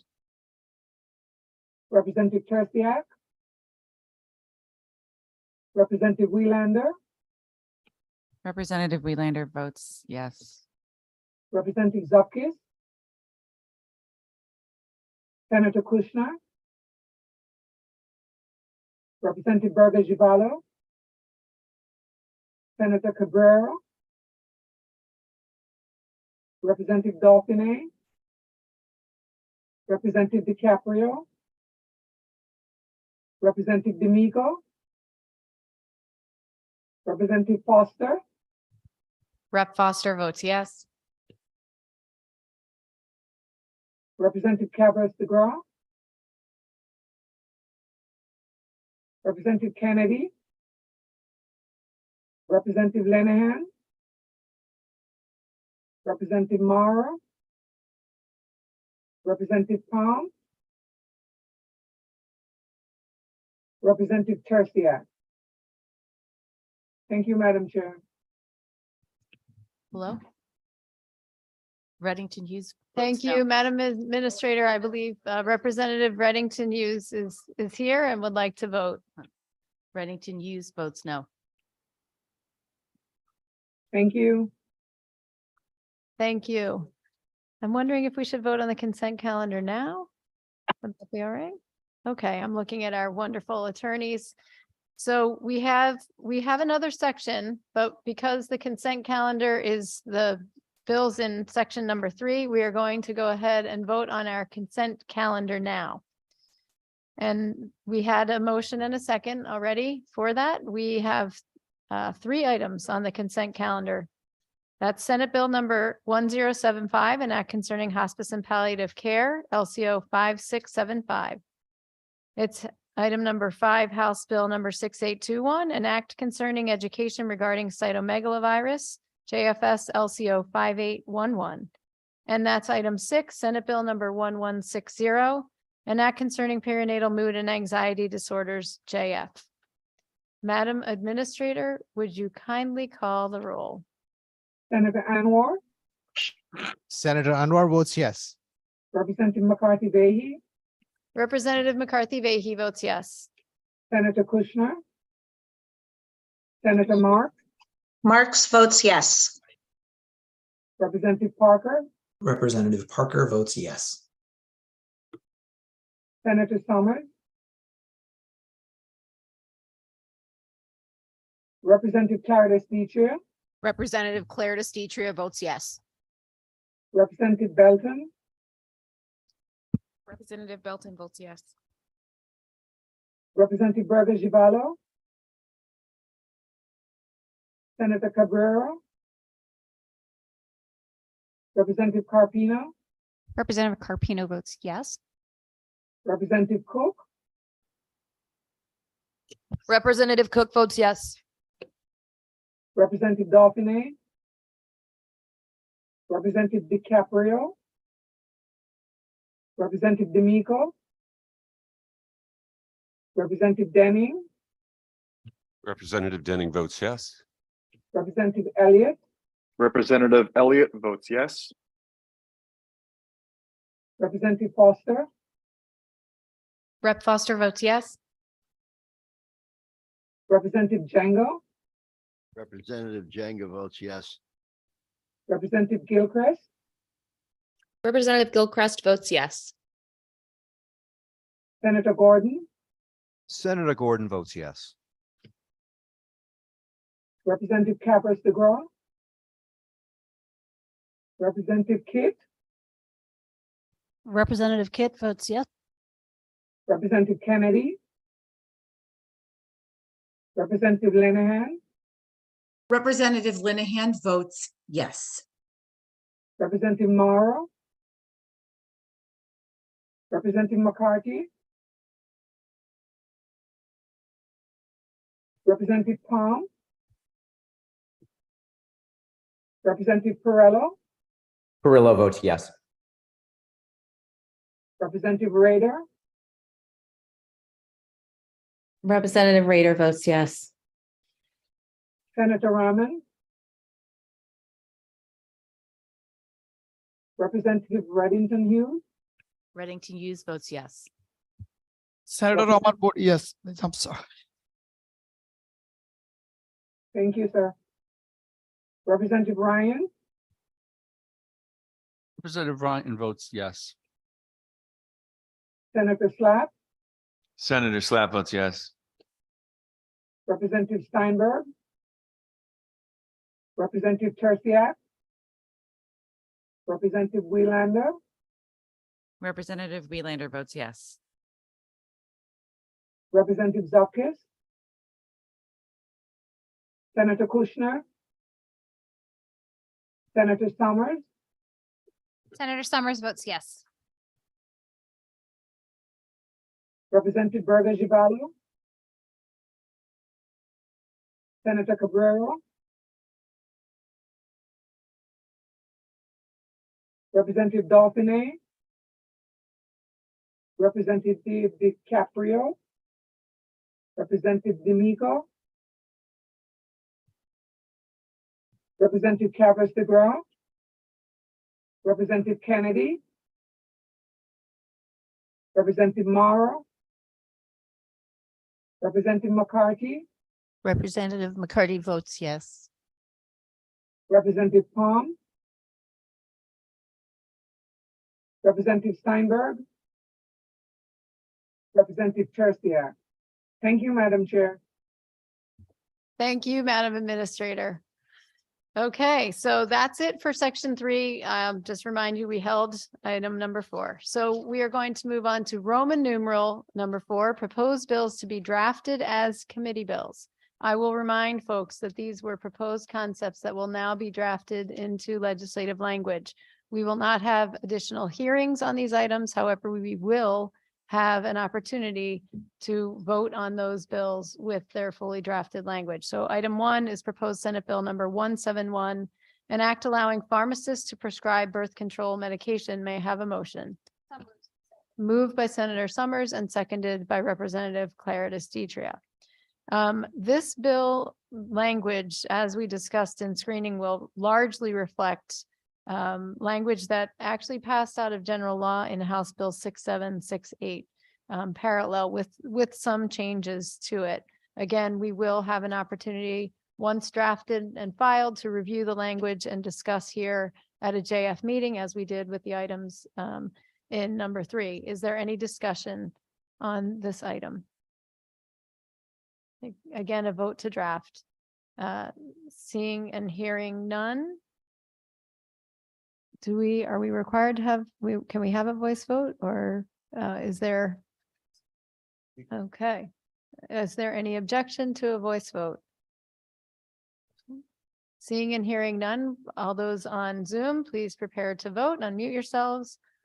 All those in favor, please indicate by saying aye. Aye. All those opposed? One opposed. The ayes have it. Thank you. We will move on to item number 2. This is proposed House Bill number 5197, an act allowing emergency contraception to be sold and dispensed via medical vending machines. Again, this is simply a vote to draft. This is not a vote in favor or against the concept. And again, the language here will also reflect sections of 6768 with, again, some changes, which we will review and discuss further. May I have a motion? Moved by Senator Summers, seconded by Representative Clara Distria. Is there discussion on the item? Seeing and hearing no discussion, we will have, unless there's objection, a voice vote. Seeing and hearing no objection, those on Zoom, please prepare to vote. All those in favor, please signify by saying aye. Aye. Any opposed? No, the ayes have it. And item number 3, proposed House Bill number 6298. This is an act concerning improper care of patients by nursing homes. And this bill, the likely draft language is going to essentially say that when a nursing home is fined for adverse actions, that those fines still. Seeing and hearing none, without objection, we will have a voice vote on this item to draft. Those on Zoom, please prepare to vote. All those in favor, please signify by saying aye. Aye. Opposed? The ayes have it.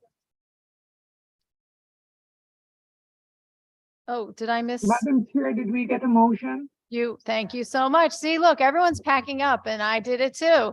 Let's go back for just a moment. This is proposed House Bill number 6298, an act concerning improper care of patients by nursing homes. And I believe there's a motion by Senator Anwar. Is there a second? Okay. Second by Senator Rahman. Thank you so much. Wonderful. I love that enthusiasm. I'll try that again. Is there any discussion on the item? And you know what? Just to be careful, all those in favor. Oh my goodness.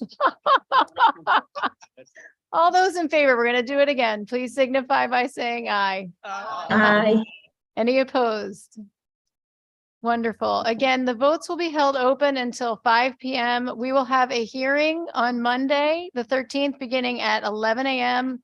in 1E, and our next scheduled committee meeting is Monday, March 20th. We will say thank you to everyone for the conversation today, and I'm going to go to Senator Anwar.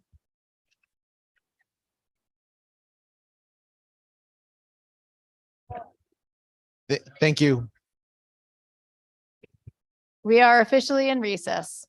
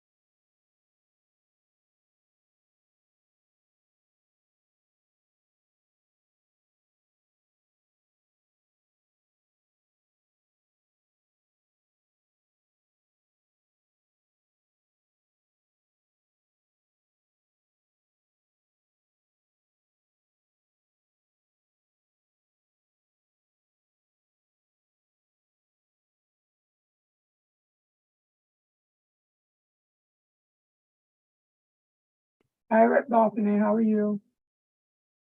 Hey, Beverly. I'm just so busy juggling 3 things at one time, so I've got to get out to get to another committee. So I want to get these votes in if I can. Okay.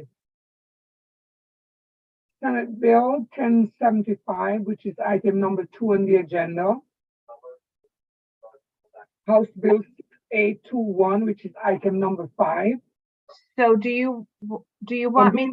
I'm doing consent first. Oh, gotcha. Okay. Yeah.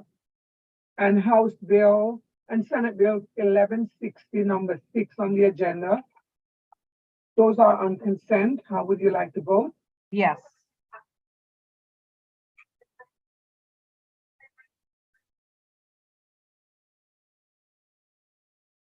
Item number 1, Senate Bill 1076 on the agenda. How would you like to vote? Rep. Dauphine votes no. Item number 3 on the agenda. Number 6820. Yes, please. Rep. Dauphine votes no. And item number 7 on the agenda. Senate Bill 1161. Rep. Dauphine votes no. And the 3 other bills, we held item number 4, which is House Bill 6818. Yes, you held that one. Okay. Yep. And all items on the section 4 of the bill, proposed House Senate Bill 171, proposed House Bill 5197, and proposed House Bill 6298. That was a voice vote. Okay. Thank you, Thank you very Beverly. much. Have a great weekend. Same to you. Thank you. Bye-bye. Representative Berger Jivala, are you on?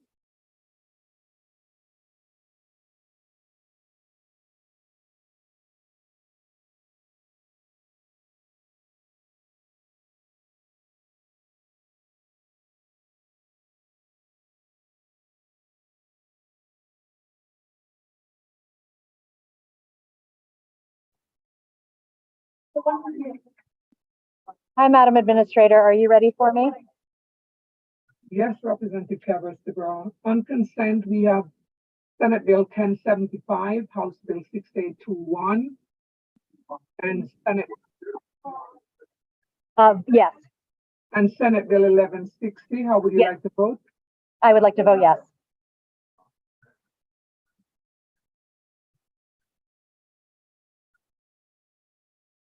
Any others? I'm checking to see if you're on any Okay. other. You're missing a vote on Senate Bill 1161. Okay. That's a yes.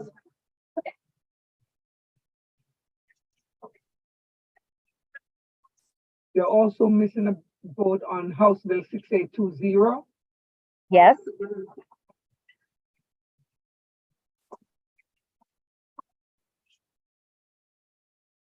And we took voice vote on the 3 items on the section 4. And So- aye. Thank you. And is that it? Yes, please. Thanks. Have a great weekend. Same to you. Representative Kennedy?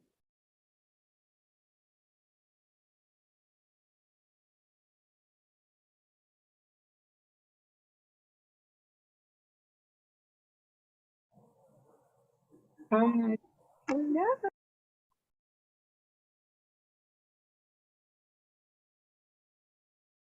We have 3 items on consent. Item number 2, Senate Bill 1075. Yes. And we have House Bill 6821. Item number 5. And we have Senate Bill 1160 on consent. How would you like to vote? Yes.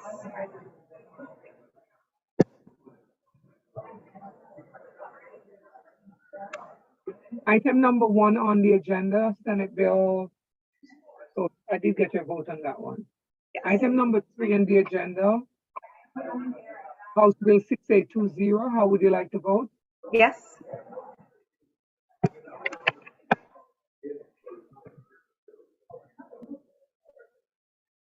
And we did voice vote on the 3 bills that were on the vote to draft. Yes. So you're all set. Thank you. All set? You're all set. Thanks. Have a great weekend. Thanks, everyone. Good weekend. Representative Steinberg, are you there?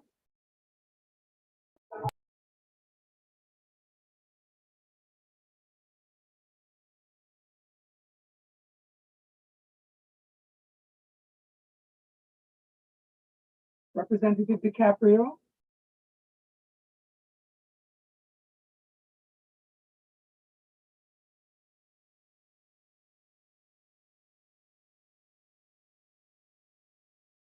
Item number 1 on the agenda, Senate Bill 1076. How would you like to vote?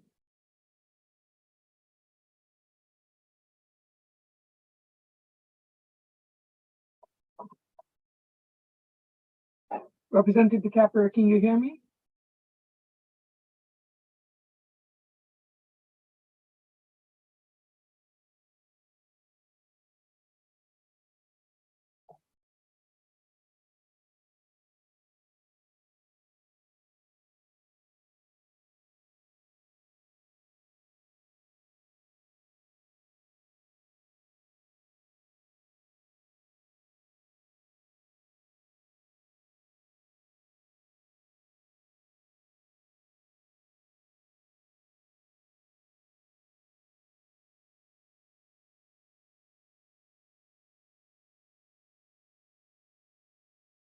Representative Steinberg, are you there?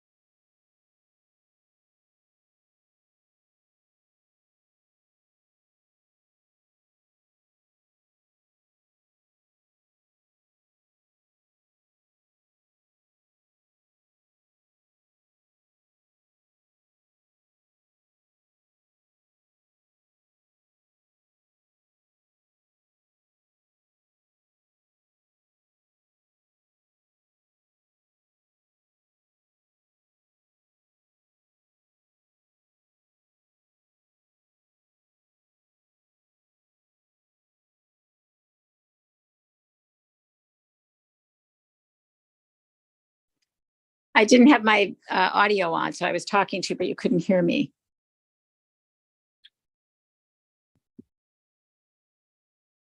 Beverly, can you hear me? Oh, hi, Kate. Can you see me? Yeah, can you hold on one moment? I have, well, I have Senator Rahman here in person. Okay. Okay, thanks. Okay, Senator Rahman, I need you to come stand over here next to me. And Senator Krishna, I'm going to mute you. Okay. And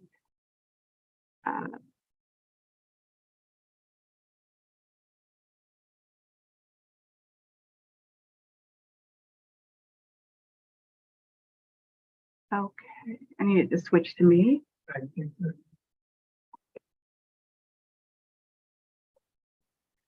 Oh, my glasses, I can't see anything. There you are. Okay, I have to take my background off. I have two people. You disappear because I have a background. One second.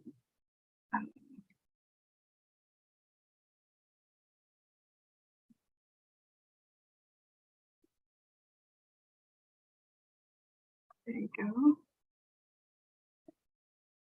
Okay. Very busy. Very busy. Okay. Let's see.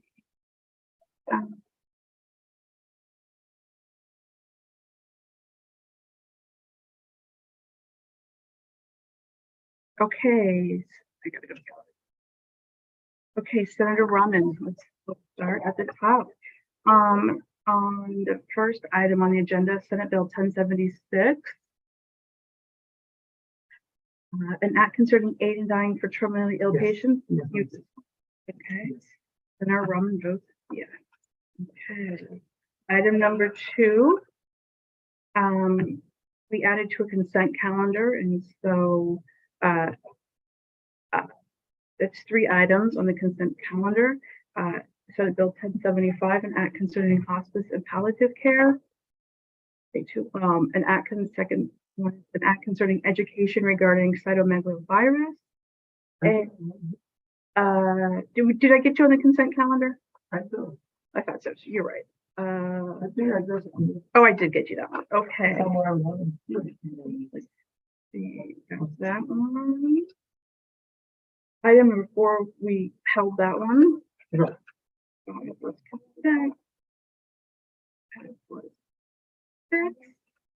And we got item number 7. Maybe you just did. Okay, these are okay. That was the only one. I'm sorry about that. I thought there were more. I apologize for that. Okay. You didn't hope you have a good weekend.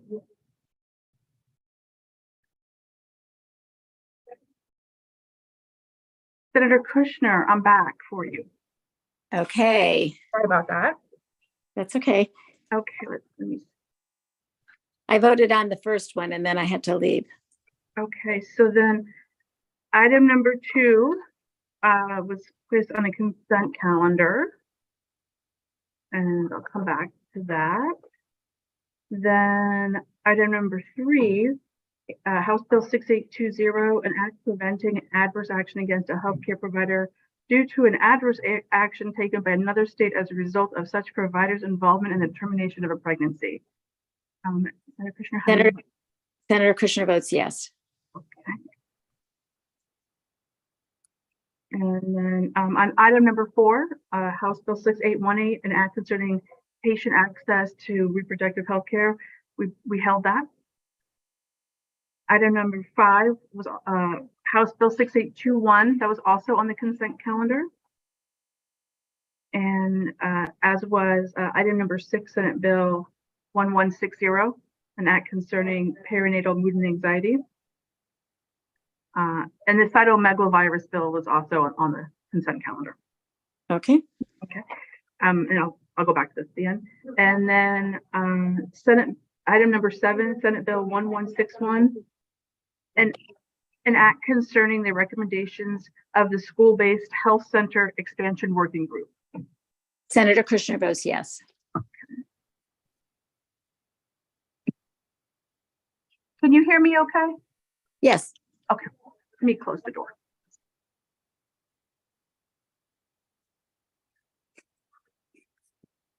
That's so weird.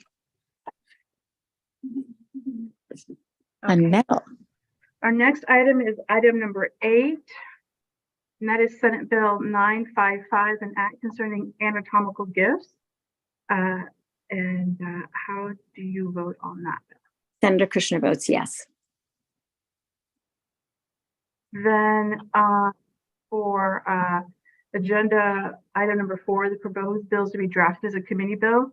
There we had 3 bills, SB 171, HB 5197, and HB 6298, and all 3 of those were put on a voice vote. Great.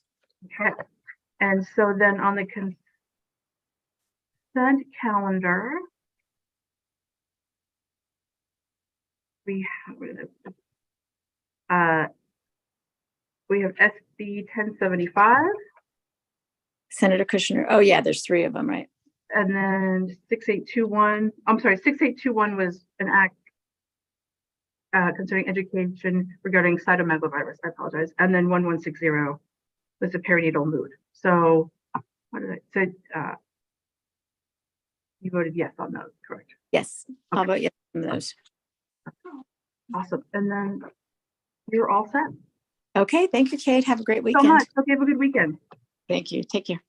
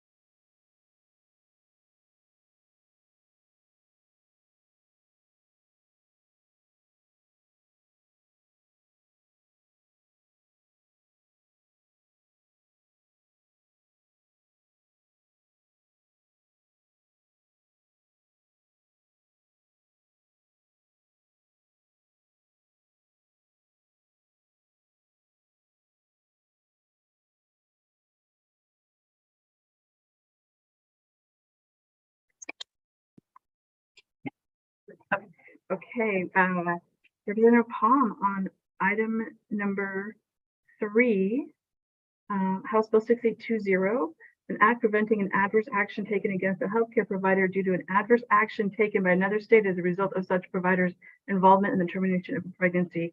How do you vote? I vote yes. And number 4 was held. Item number 7, Senate Bill 1161, an act concerning the recommendations of the School-Based Health Center Expansion Working Group. How do you? I vote yes. Then item number 8, Senate Bill 955, an act concerning anatomical gifts. You vote. I vote yes. Okay. And then we had 3 items on the consent calendar. SB 1075, House Bill 6821, and Senate Bill 1160. How do you vote on that? I vote yes on the consent. Okay, and the last 3 items were Senate Bill 171, HB 5197, and House Bill 6298, all vote to draft on a voice vote. Okay, excellent. And you are all set. Thank you. Thank you. Have a good weekend.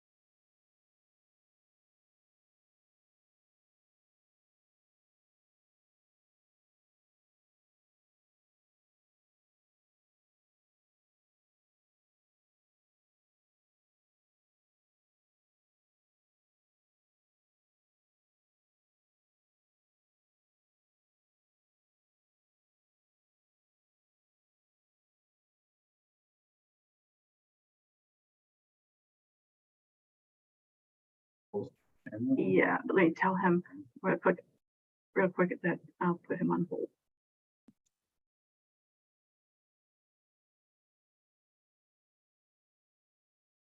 Rep DiCaprio, I have Rep D'Amico here, who's about to vote, and then give me 2 minutes and then I'll be with you. Okay, thank you. Thank you.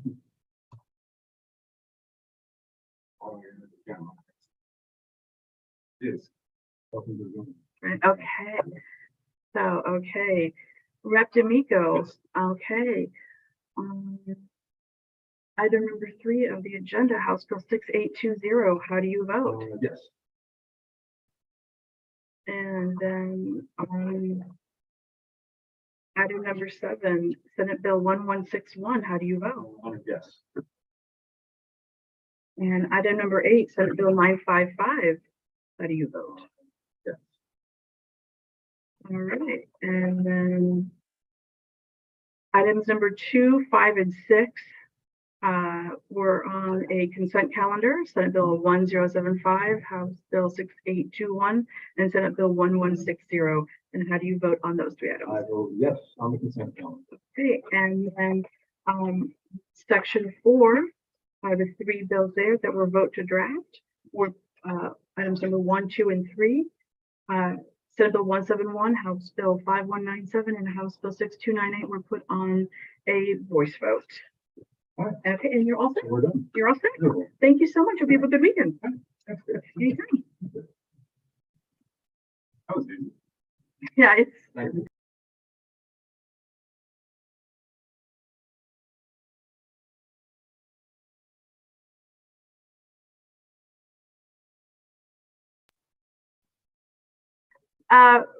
Rep Kennedy, Rep DiCaprio is up next, and then if he comes back, let's see.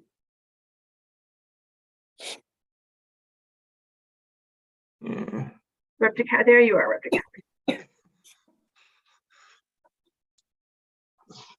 When it rains, it pours. Okay, I think I'm ready. Let me see. So I'll just give you a quick rundown of how this worked. We had on the agenda, we have items number 1, 3, 7, and 8 were a voice, were a roll call vote. Item number 4 was held. Items number 2, 5, and 6 are on a consent calendar. And under section 4, the proposed bills to be drafted as committee bills, those 3 bills were on a voice vote. So I'll start with item number 1 on the calendar, Senate Bill 1076. Rep DiCaprio, how do you vote? I vote no. Okay. And then on item number 3, House Bill 6820, how do you vote? Vote no on that one. Okay, and then on item number 7, Senate Bill 1161, how do you vote? Vote no again. I'm sorry? No. No on 1161, okay. 1161. And then item number 8, Senate Bill 955, how do you vote? No. Okay, and then the 3 bills on the consent calendar, Senate Bill number 2, Senate Bill 1075, item number 5, House Bill 6821, and item number 6, Senate Bill 1160. How do you vote on that? I'm sorry, I lost you on that. Sure. So items number 2, 5, and 6 from the calendar, from the agenda. Okay, so 2, 5, and 6 would be yes. Yeah, they were yes. Okay. That they're on the consent agenda. Yes. And then if you look at section number 4, the 3 bills listed as proposed bills to be drafted as a committee bill, those were all in a voice vote. Okay, well, I'm no, yes on those. I just registered, I just logged them. Thank you. But I just logged them all as a voice vote. Okay. And it passed. Okay. Okay. And you're all set. All right. Okay, thank you so much. Hope Thank- you have a good weekend. You too. Thank you very much.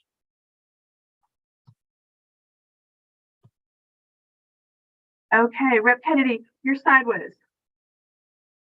And you're muted. Okay, I'm unmuted. I don't know how to change that, but I'll Okay. figure it out. Hi, I'm here. So So I have them all written down. 2 is consent. let's see, 3, 2, 5, 2, 5, and 6 for consent, right? and number 4 was held. And 4 withhold, right? So on the consent, 2, 5, and 6 is a yes.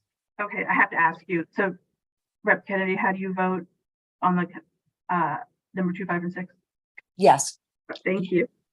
No problem. And number 7, as Senate Bill 1161, no. Okay, Representative, hold on, I have to ask you. Oh, I'm sorry. Go ahead.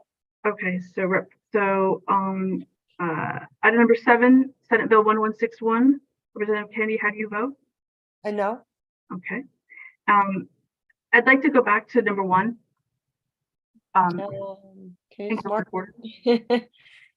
Senate Bill 1076, item number 1, Representative Kennedy, how do you vote? Can I pass on that right now? You could abstain. Yeah. Okay. That sounds good. All right. Wait, And no, you're gonna get, then it's gonna be marked as abstained, right? yes. Yeah, just, oh, God. Can I come back to that one? Thanks, Kate. Just- I'm sorry. No, no, it's Really okay, difficult. Yes. Just, she'll come back to vote on it later. Don't put her as abstain.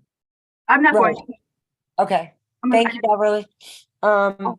Okay, item number 3, House Bill 6820, how do you vote? That was a no. Okay. And then item number 4 was held. Mhm. Okay, we have 7. And item number 8, Senate Bill 955, how do you vote? That was a no. Okay. And then, Section 4. Section 4, the 3 bills there, SB 171, House Bill 5197 and House Bill 6298 were on a voice vote. Okay. Okay. And so I'll be here. We're holding the votes open until 5. Okay, thank you so much, Kate. All right, I'll talk to you soon. Okay, thanks a lot. Bye. I'll figure out how to fix my, thank you. Bye. Bye.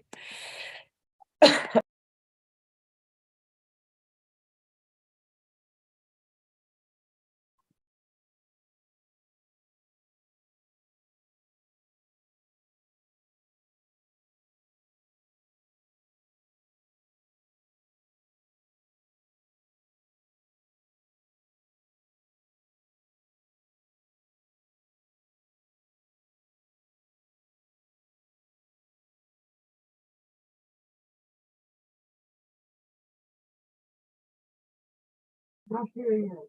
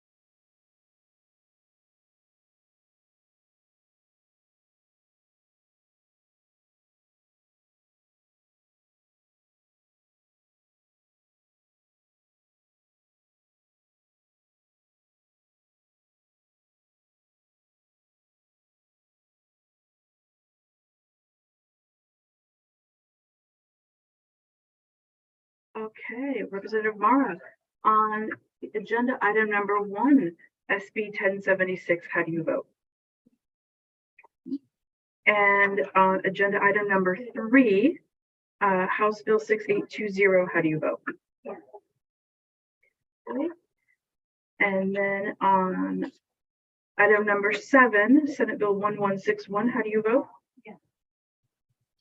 Okay, and on item number 8, Senate Bill 955, how do you? And then on the consent calendar, we have items number 2, Senate Bill 1075. Item number 5, House Bill 6821, and number 6, Senate Bill 1160. How do you vote? Okay, and then under section 4, items 1 through 3 were all on voice vote to draft. Okay, and you are all set. Thank you.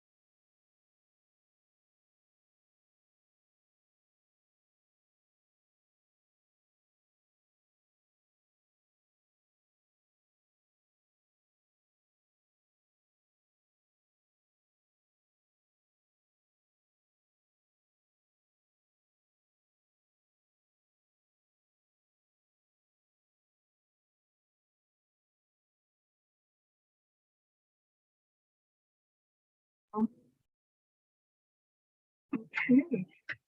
Representative Zupkis. On item number 3, House Bill 6820, how do you vote?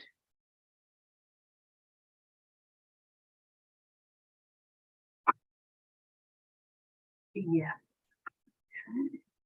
And on item number 7, Senate Bill 1161, how do you vote? Yeah. And item number 8, Senate Bill 955, how do you vote?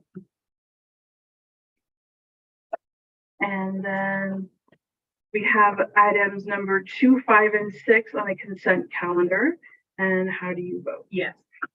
All right. And then on section 4, items 1 through 3, we're on a voice vote. Yes. Okay. And sure, what number was it?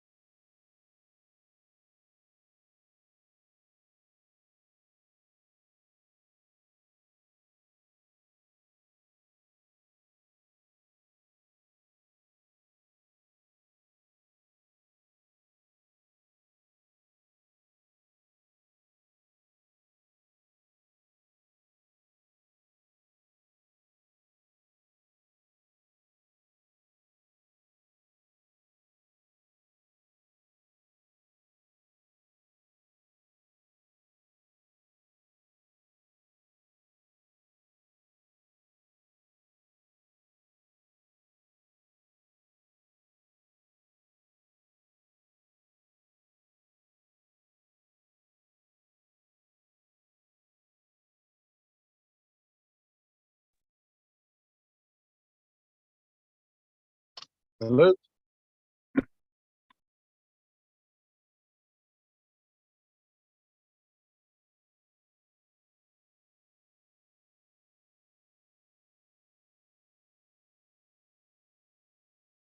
Hello?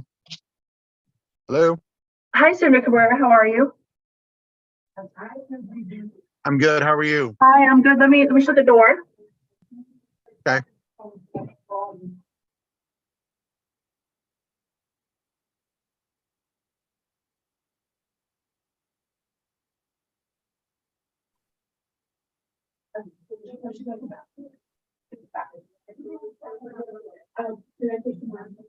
Okay, and I'll be right back. Well, come on in. Come on in. Yeah. Okay. Okay, hi, Senator Cabrera. How are you doing? I'm Okay. well. How are you? Good. So we have, item number one, Senate Bill 1076. How do you vote? Senator Cabrera votes yes. And item number three, House Bill 6820. How do you vote? Senator Cabrera votes yes. Okay, and then item number four withheld. Item number seven, Senate Bill 1161. How do you vote? Senator Cabrera votes yes. Okay. And item number eight, Senate Bill 955. How do you vote? Senator Cabrera votes yes. Okay. And then items number 2, 5, and 6 were on a consent calendar. That's Senate Bill 1075, House Bill 6821, and Senate Bill 1160. How do you vote on that calendar? Senator Cabrera votes yes.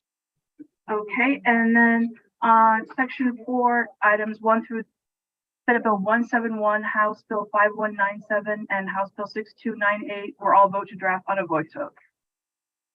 Okay. I vote yes. Yeah. Thank you. You're all set. Hope you have a good weekend. You too. Have a good weekend. Bye.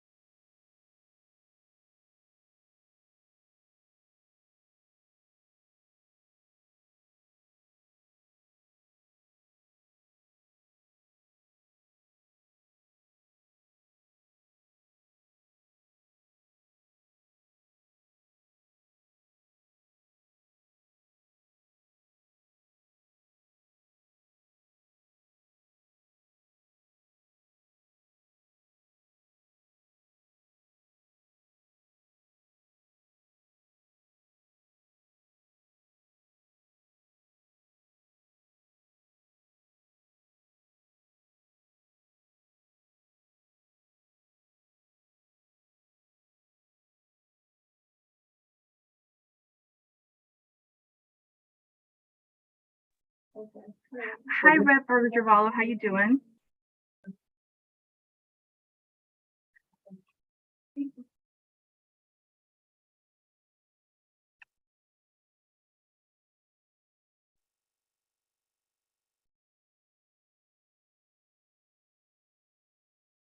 You're muted, Representative.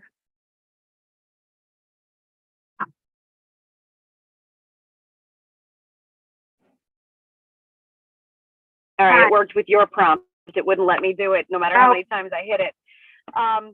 Anyway, so did we miss one? I tuned in with We Beverly. missed two, it looks like. Item number 3, House Bill 6820. That is an act preventing an adverse action against a healthcare provider due to an adverse action taken by another state as a result of such provider's involvement in the termination of a pregnancy. How do you? Yes. Okay, Rep. Development. Yes, and then on item number 7, Senate Bill 1161, an act concerning the recommendations of the school-based health center expansion working group. How do you vote on that? Okay. Yeah. And then that is everything. That's definitely all of them. I'm double We're good. checking before you go. Thank you. Yes, because traffic is lousy. Number 4 was held. We have 3 on the consent calendar, and then item number 4, the 3 bills there that are proposed bills, vote to draft, or on a voice vote. Terrific. So we're good then. You're all set. Thank you so much. Hope you have a good Awesome. weekend. Thank you. Have a Thanks. great weekend. You too. Bye.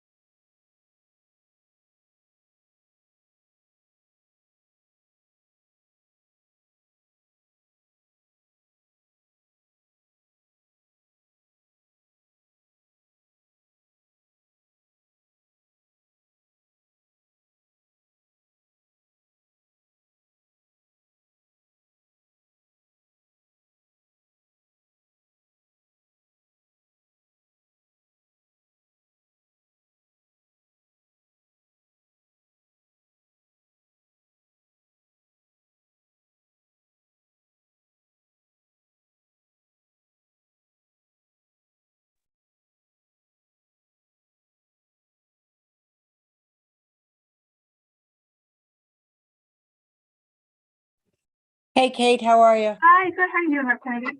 Can I change my vote on number 3 that I messed up? Since I Yes, read the you- wrong bill.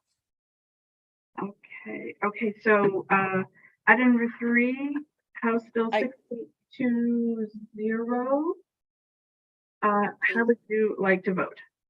From no to yes. Yes? Okay. Yeah, sorry about that. I read No the wrong one. No problem. All right, Is there anything else? that's it.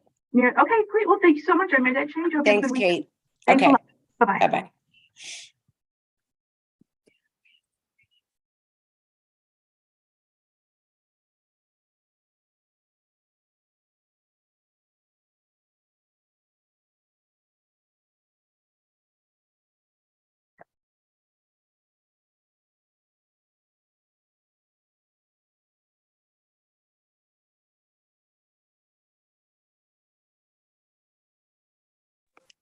Okay, how are we doing Hello, here? Rep. Persiak. How are you this afternoon? Oh, I'm hanging in there. You know? Excellent. Yep.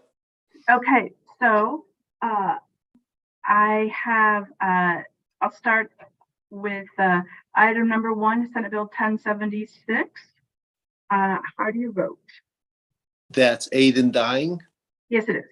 Yep, I'm a yes, please. Okay. And then items number 2, 5, and 6 are on a consent calendar. So I'm going to get to You're those. right. Yep. Okay. Item number 3, House Bill 6820. An act preventing an adverse action against a healthcare provider due to an adverse action taken by another state as a result of such provider's involvement in the termination of a pregnancy. I'm a yes on that one. Okay. And then item number 4 was held.